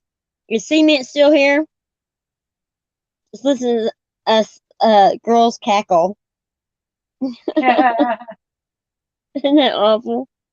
think Queen Bee wanted to come up on the panel. You want to send her the link? I'll step down. Oh, you don't. I mean, that's fine. You don't have to step down. You All know right, how hard it is. drop the- Oh, but drop the I link don't to have. the channel. How can I do the link? You'll have to send her the The way link. you I don't did have. it last time. You don't I send remember? it to your. I send it to your Oh, text right. Text it message. to me. Maybe I can Yes. get it in the chat from my cell phone. Hold on, I probably can. Okay. Oh, I have to be a moderator. You got to wrench me for me to be able to drop a link. Oh yeah, I gotta figure out. Hey, Miss Mensa, yeah, that's something good. I don't know how to do that. Isn't that awful? I never had to do it before, so I don't know how to exactly give a wrench to anybody. I don't know. You can have Will's on here. Ask Will. We have all sorts of channels. They are liars all the way. Oh, I don't go on very. I mean, I have my, I go on Will's channel 411. I go on his channel, and I stop in Cece's channel every once in a while. But I haven't. I just got in Rabid Dog. I met him through the circumstances that happened, and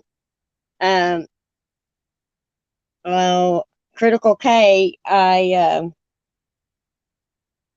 would go and listen to her because I was going to fixing to go up on panel and really, I guess, show my butt because I was just so angry with that one. But Rabid Dog kind of called me down from that because From he which was one? from He Critical calmed K you down because from what? from getting up there because he was he was doing what I wanted to do right before I started my channel. It's just right before. What was he doing? Taking up there, taking up for Shanann. That's how. That's how the. Oh, okay. Yeah, that's when I first saw him and everything. It's when he was up there by his lonesome. But that's. I mean, I just don't go to very many channels because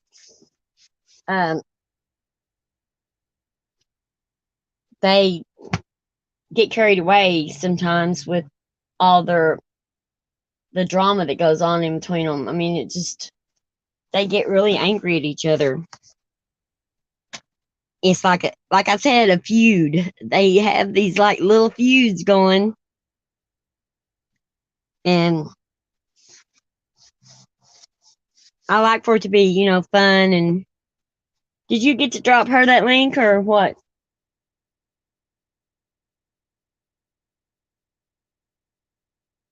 Are you still there, Dorothy?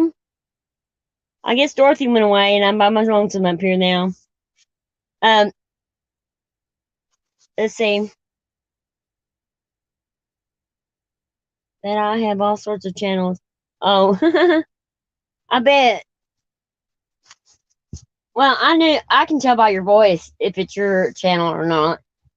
Um, that's what I usually go by because there's a couple of them that I did go visit that I knew, um, that the girl could not be you when they were saying that it was your channel, and I was like, that is not her. Um, it was somebody else's channel.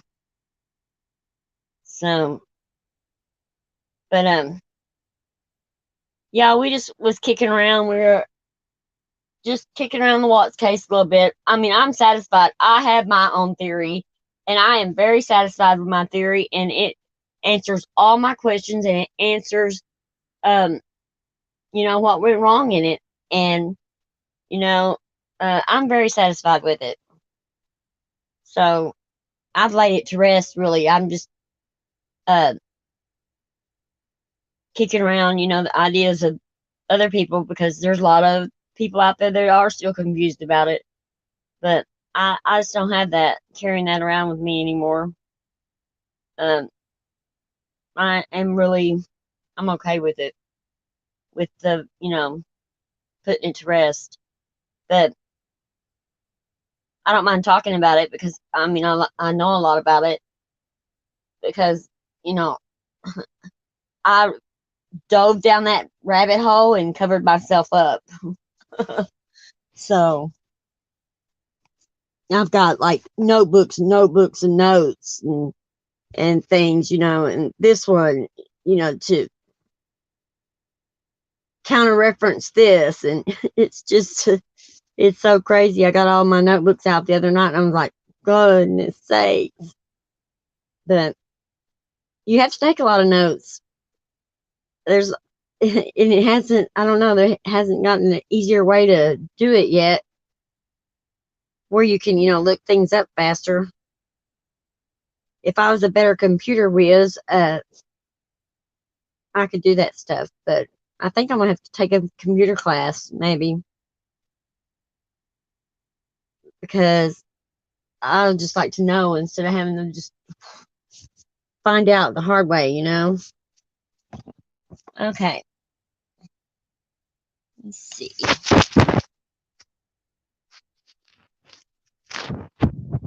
Back. Oh. What happened to you? I went into my text messages and I copied the link to my clip try. And when I tried to post it in the comments, I can't post unless I have a wrench. Okay. Well, try clicking on my name. I'm going to leave a comment in the chat. Gotcha. Click on my name and see what options it gives you. Hold on. Oh, I remember that part I read about that. Let's see. The part one I don't understand is why the police did not take her into custody when they had the court order to take her in. What are you talking about, Leticia? No, I think she's talking about Bell or Daybell. Oh, Daybell? Okay, it says put user in timeout or block user. That's the thing that it gives me. Queen Bee, how does she make somebody a moderator? Do you know on StreamYard? Or does anybody know? Miss Mensa should know. No, Daybell, yeah. I don't know. I wonder why they didn't. Maybe they were trying to wait. She got by with a lot of stuff back then. I thought maybe they were waiting a little bit to see if she tried to go move her kids. Or, I mean, I think a lot of people thought her kids were in a bunker, safe, like a bug out bunker, because they were almost like, end of world type people. Hang on. I'm trying to figure this out. I don't know. Let me look. for a minute. That's all I can push is on there. Miss Mensa, do you know in StreamYard how you give somebody a wrench? Because that's the only choices it gave me on that. But I did hear that you push on their name and see. Hmm. Oh, Let me look. Miss Mensa, she did go in for her psych eval. Melanie Gibb brought Lori for that psych eval that Charles had gotten on her to be, I don't know, evaluated. And the people who evaluated her let her go because she wasn't showing signs of delusion. She actually spoke very well and they didn't see any issues. They thought it was more of a domestic dispute between a husband and a wife. And that's why they didn't. I mean, they did take her in though. She went in for the eval and she was let go. Email link. Okay.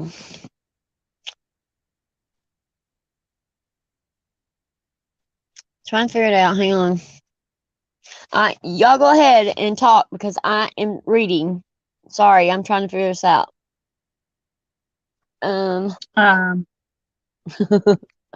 This is not Did I easy. answer the question, Miss Mensa, about Lori Daybell, correct? Yeah, but the 72-hour hold, I don't know why they just didn't implement that, but they did take her for a psych evaluation and she was cleared to go home through that order he got. Well, she never got Will, picked are you still in here? voluntarily to have the evaluation. Front and center, I need your help. Oh. Let's see. Because evidently these instructions are not very good. They do not make sense at all.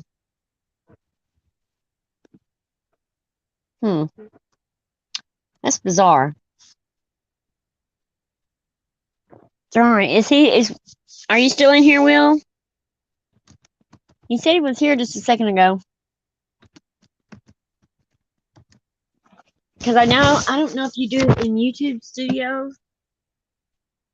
It showed it in StreamYard how to do it, and that didn't work. I just tried it.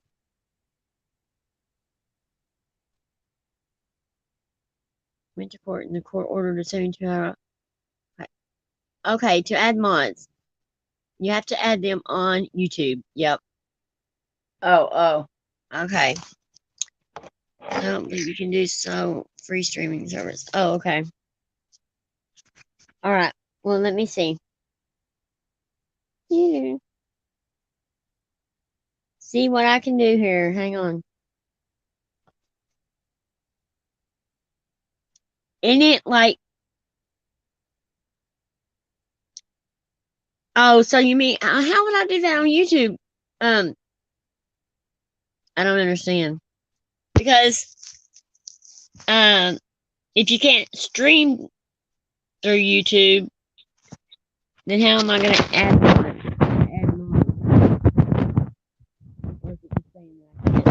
Okay.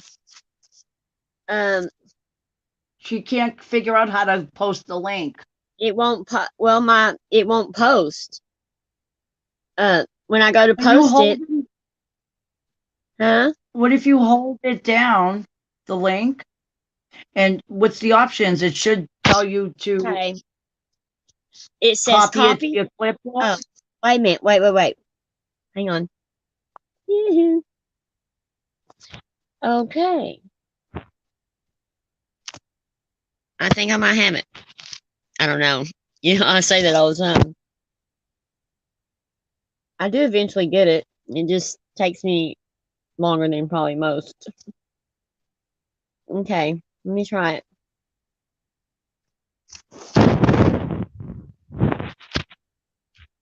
Sometimes, no, it won't do it.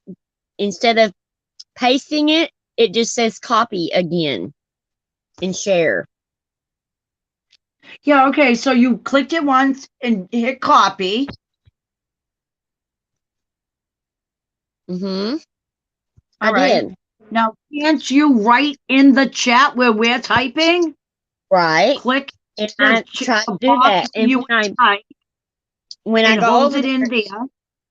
when I go in over there and I push it so it will paste it in there, it says copy again. It says copy up there, the same thing. But It you don't hold say, it in long enough. it doesn't say paste. It's like I didn't Yeah, copy it. Oh, Yeah, it says that. Yeah, it just is weird. That's the way that it did that one night until it just drove me nuts. Kept knocking me off. right. I don't know. But yeah, it's just not. I'm not the best at this stuff. Well, I'm learning, but I mean, they make simple things so really complicated. That makes no sense to me. You know, I just don't understand that. Why in the world would they want to make it so complicated? But they do. And it just won't paste over there. It just won't. It won't. From when I transfer back, it doesn't paste it. It says copy again. It just makes no sense. See? Oh. Somebody said you can email the link. Huh? Somebody said you could send an email to somebody with the link. Right, but I have to have somebody's email address. Right? Right. So, hold on.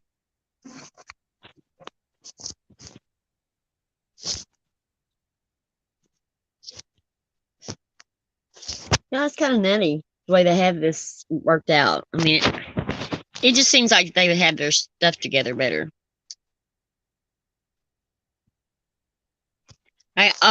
Well, I guess you could. I guess I could. Hate doing that.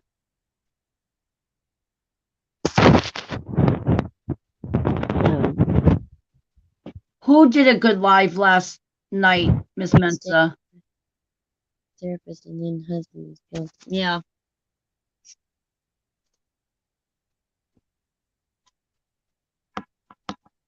Who had a lot? Who was? Y'all, I'm gonna have a karaoke night. I've got like the people lined up that want to do it. So after I build a little bit more subs, then I want to do that one night. I think that would be fun.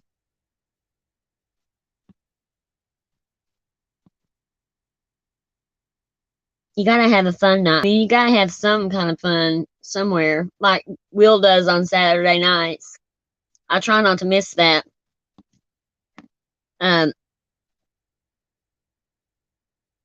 So my husband got me a bottle of Jose so that I would have it on. So I'll have it on Saturday night.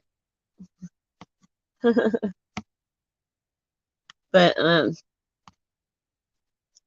everybody's coming up with some fun thing to do at least one day instead of just doing true crime every day.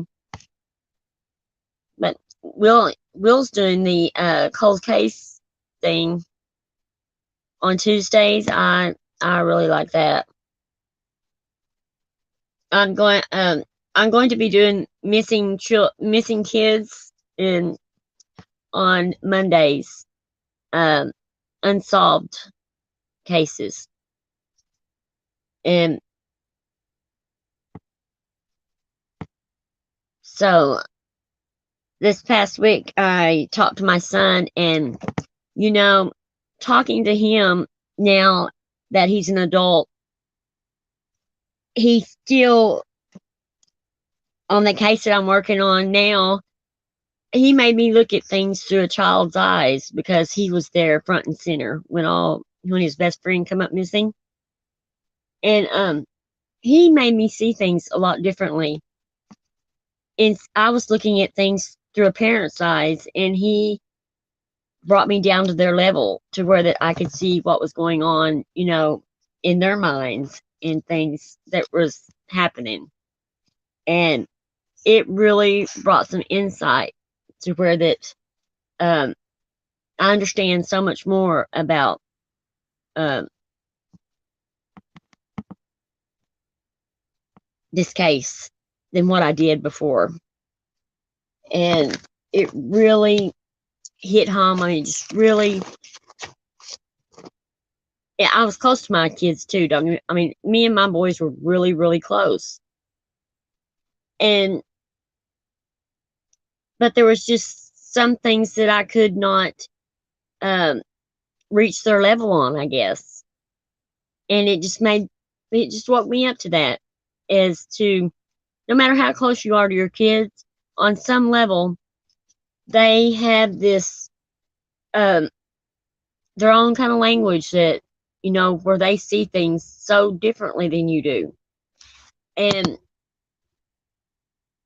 it just made me realize that for the first time, that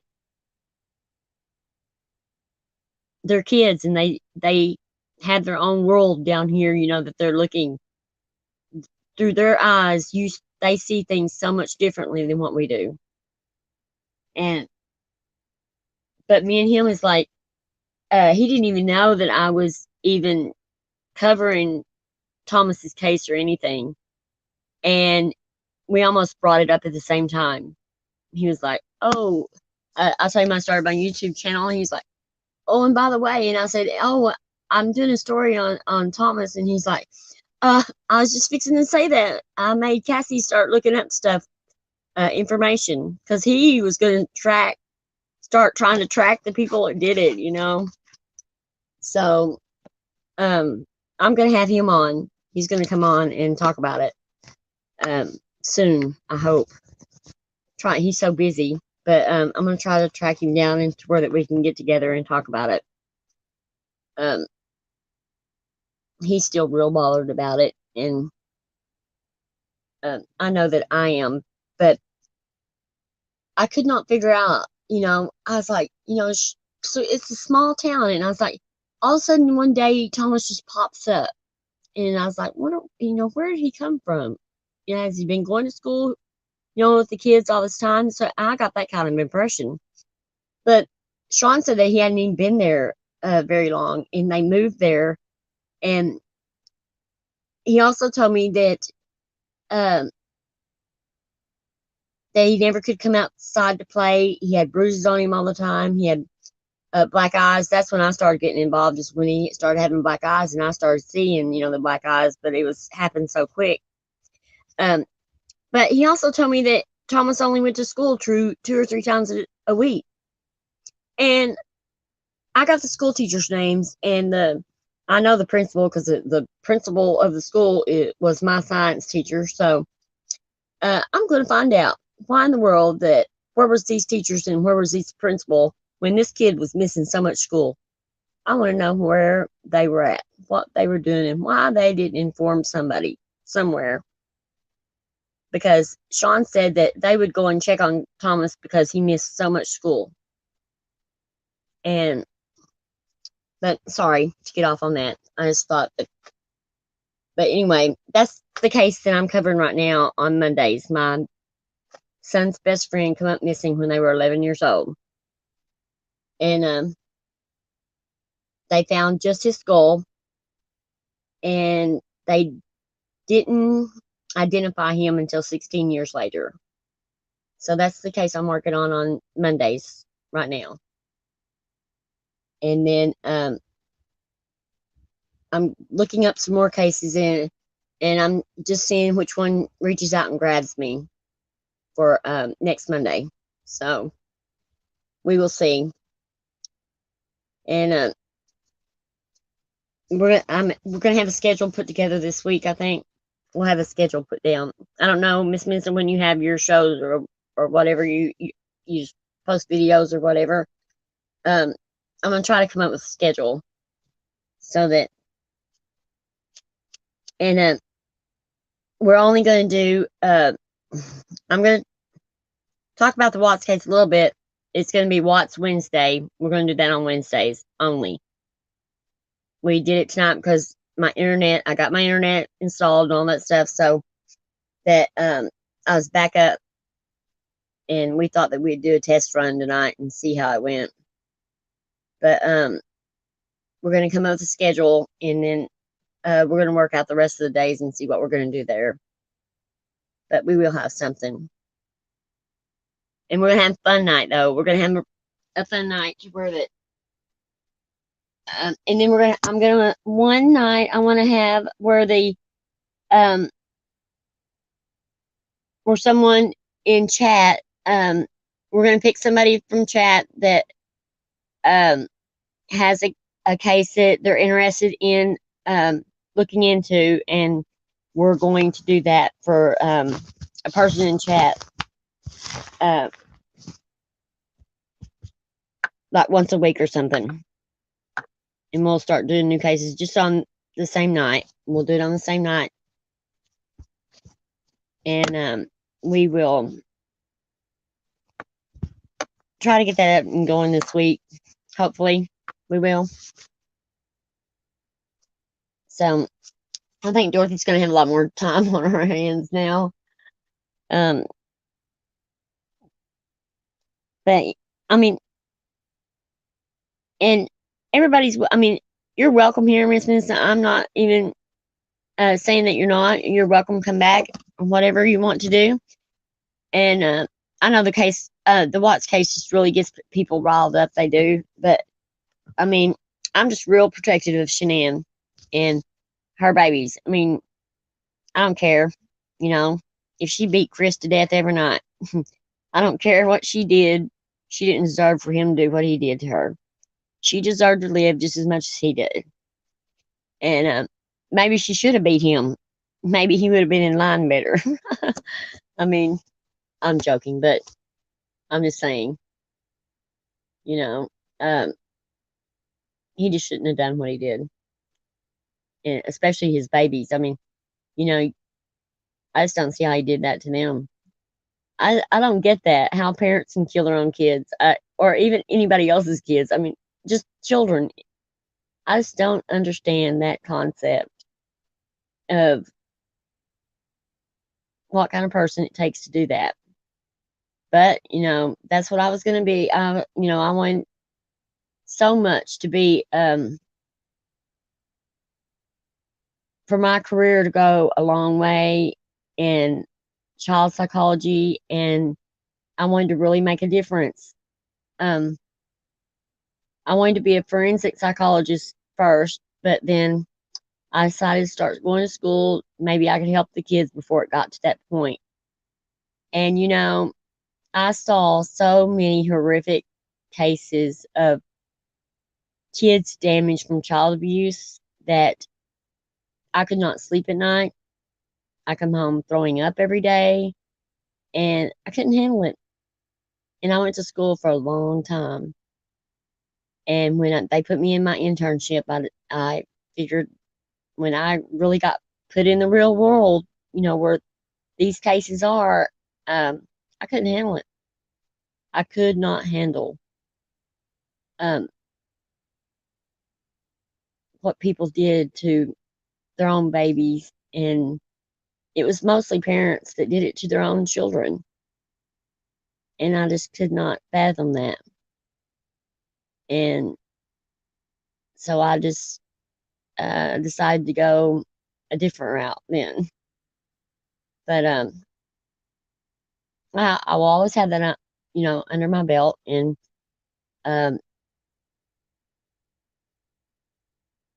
I do. I mean, it did give me a lot of insight. I mean, it did, you know, help me raise my kids, and I'm thankful that I did it. And I thought about, you know, going ahead and doing the forensic psychology, but I'm getting too old for this stuff to get out there. And my granddaughter told me, the other day, you need to think about retiring. So, but I don't know what happened to Dorothy. I guess they're trying to figure it out, but I don't know if it can be. Are y'all still here? Uh, I have one, Miss Mensa. Now I was working on my second one, but you have to do internship, and I couldn't handle it. First, I'll be the first to admit, it was bad. And what kills me is, um, they throw you in places um for shock value to let you know what the real world is and what you're really getting yourself into to see if you can handle it. And that's where a lot of people bail. And I did. I bailed. Um, I just never seen anything like it.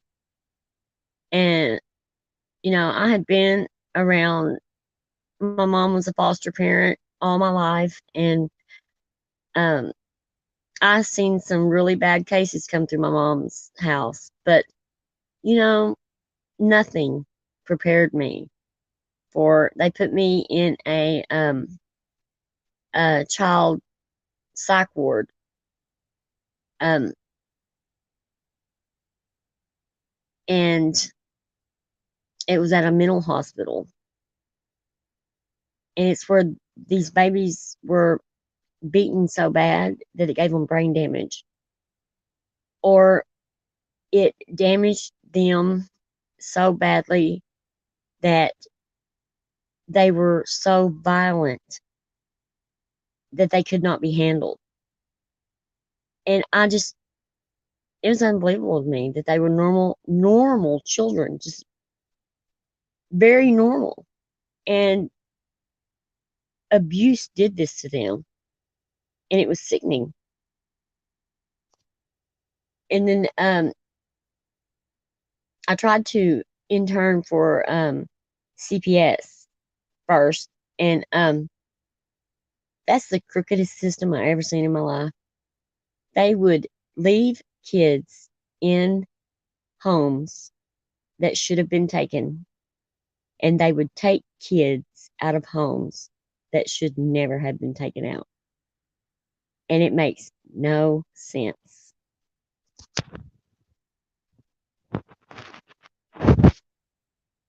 Burnout, right? Yeah. Yeah. Oh, I can see. I can see why. And I went in it with. I thought I had my blinders off, and I thought that I was strong enough to um, handle anything. I didn't think there was anything that I couldn't handle. And the first night I came home and could not sleep, had nightmares, and just nauseous. I was just so nauseous. And it just got worse. It just from that day on, I think I lasted, I don't know, 3 weeks, and that was it. So it was hard. It was really hard on me. Jennifer Rosenbaum. The name is really familiar. Rosenbaum. That I know that name, Rosenbaum. What happened? What was it? Yes, 411. I know. Yeah. Where is she gonna work? Oh, she's just doing psychology. Like she's not doing a specific type.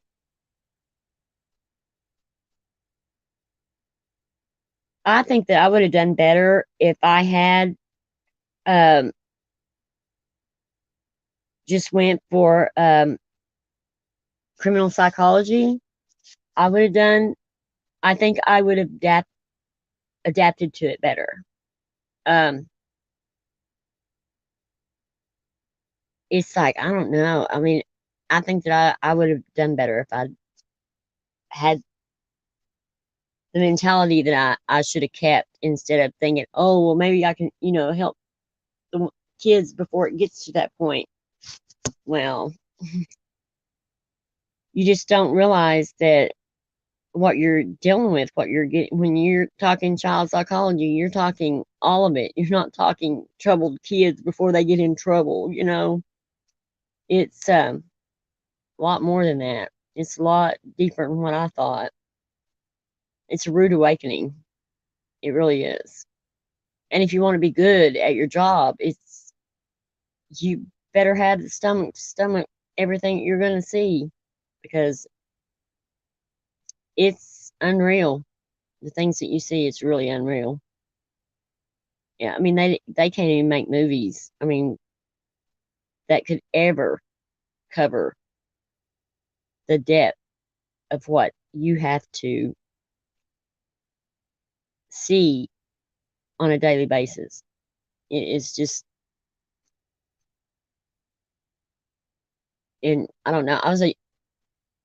I was a very young mother, and I guess I grew up with my kids, you would say, but I loved my kids with all their heart. I mean, with all my heart. And I just can't imagine somebody hurting one of them or me hurting one of them in that manner. I just, it still just don't sink in. I just don't get it. I guess I never will. But, and then when my heart stopped and I had brain damage, that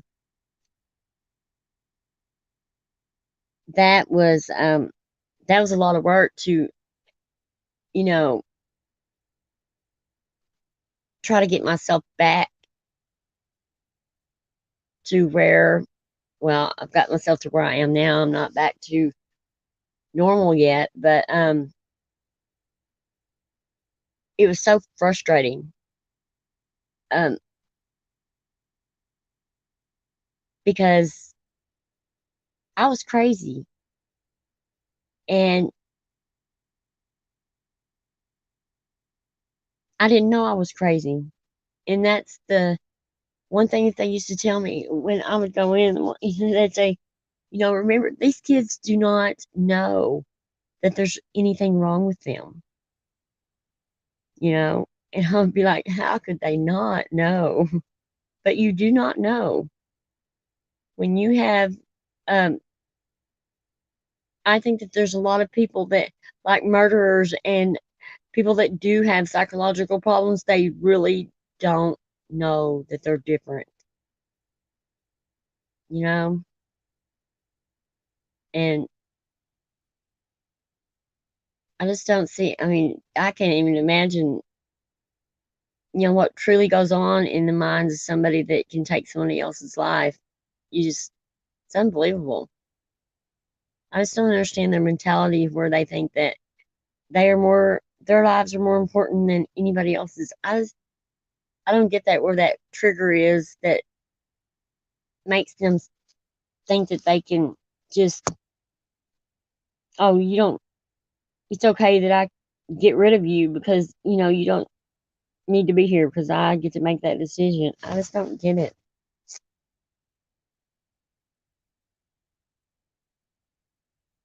Yeah, I know. Help protect other children, yeah. And I don't know. And I just don't, like accidents, everybody, in like that, I don't remember. Will, I know that you covered it where oh gosh, I can't even think their names. Um, the dad they were real young, and the dad had tattoos all over his face. It's on the tip of my tongue, but I can't even think of what it was. The baby was 2 weeks old, and that was something else. At first, they were saying it was an accident, and I mean, it's just there was no such thing as accident. I mean, I had my oldest son when I was 17. And I tell you, if I did some of the things that these parents, these young parents did, my mom would have kicked my ass all over the place. I would not be, I would have been the one that couldn't be, couldn't sit down. I'd be going to the emergency room. But, parents don't do that anymore. I mean, older parents should be on their adult children. I don't care. Uh, I don't know. They just sit back and just let, oh, well, yeah, the meth head. Yeah, those people, those two. They were a real bunch of winners there. And the parents, I mean, there's no way my mom would even let me take my baby home if I was like that. I mean, like irresponsible, and if she, uh, I would have to prove first that I could take care of them, and then she might let me take them home. I'm serious, but I mean that's the way it should be. What is that? Parent takes their child's life of later categories. Oh, my, it keeps jumping up. Okay. Is it, spouse or one child? Yeah. Yeah. I just don't, I don't know. There shouldn't be any categories, Those, that shouldn't exist, but it does. I mean, it's unreal to me. And to look at in the pictures of these babies, like that look, the mom that is fixing to go up on, she's fixing to have her court pretty soon now. The little girl that was found in her grandpa's shed, that little girl, her little picture, she has the sweetest little face. And I don't see how they could even lay a hand on them. I don't, I don't know. I had two uh, Shih Tzus, little dogs, and oh my gosh, they need spankings a lot of times, but I just can't. I can't spank them. I just can't bring myself. I mean, my little mine is supposed to spoil. Then I spat her every once in a while, but I just don't get where they wouldn't it hurt them too. It just seems like it would hurt them because I remember I would spank my oldest son. He was holy terror, but my youngest son never had a spanking in his life. Um, they were night and day, them two, but when I would have to spank my oldest one, I mean, it would hurt me. It would hurt my heart. I could already stand it. And I just don't see how these parents can. Yeah, I know. I'm fixing to close this down. We were just trying to test everything out, and we were just talking amongst ourselves anyway about everything that played out tonight. My gosh, that was something else. But yeah. Thank you. I'm glad that you stopped by too, Cement. I appreciate y'all too. Y'all are so wonderful. I brag about y'all all the time to everybody. I do. I sure do. I love you guys. I hope y'all have a good night. When do you go on next, Will? When are you gonna do something next? Yes.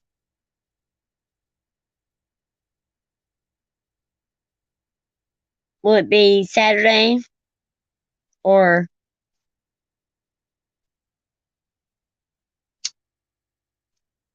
my little dog's starting to snore now. She's fixing to get really loud in a minute. But yeah, and Miss Mensa, come back, and I'm glad that I'm glad that you came in here and um put up with us, and it was a nice chat that I had with you. It was really nice. See, I don't even think about it. See, once the Watts case is out of my mind, see, I don't even think I don't even put you in the same um category. I don't even think about it. anymore. So, but I hope you come back, and it's been really good. I really appreciate you coming over here. I do. And subscribe. Y'all hit the thumbs up for me, guys. So, because I'm trying to trying to get it built up. If now my internet's going, hopefully I can. But, all right. Come back, Miss Mensa, whenever you want to. Yes, we did get through the rough part, didn't we? See, discussing the other cases is not a big deal. They just, I don't know. I don't know. It's just the horrible, I don't know. I just feel like that I know somebody that I love very dearly that's like Shanann. And I look up to them probably more than any person in my whole life. So I know where that connection is. But you can come back and we can discuss anything else that you want. I mean, we can discuss anything you want to. But yeah, Ganon's case, I want to do that for sure. And there's just a lot of, I mean, there's a lot of cases that I want to cover, but I just don't. Scott Peterson, I asked you that. Have you heard anything about what's coming up with his trial? Did they give him a new one or anything? I need to check into that. But yeah, if you want to come on and talk about anything or come on a fun night, I gotta decide what night we're going to do that. But subscribe and maybe I'll come over to your channel and let you know when our fun night's going to be or something, and maybe you can come over. And I won't let anybody attack you, I promise. Okay?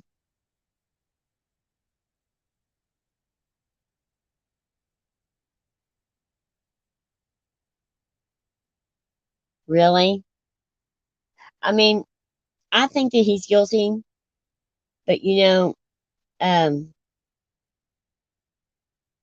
I think that the snaky way that they did things, that he should probably get another shake at it.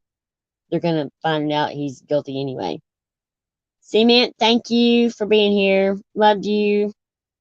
You have a good night. And thank you, Miss Mensa, again. I appreciate it. And I will try to come over there and let you know about the fun night. And it was good. It's a good chat we had. And I'm glad that we did. I really am. I feel a lot differently now. Just so you know. Okay. All right. Till next time. Thank you. Bye, guys.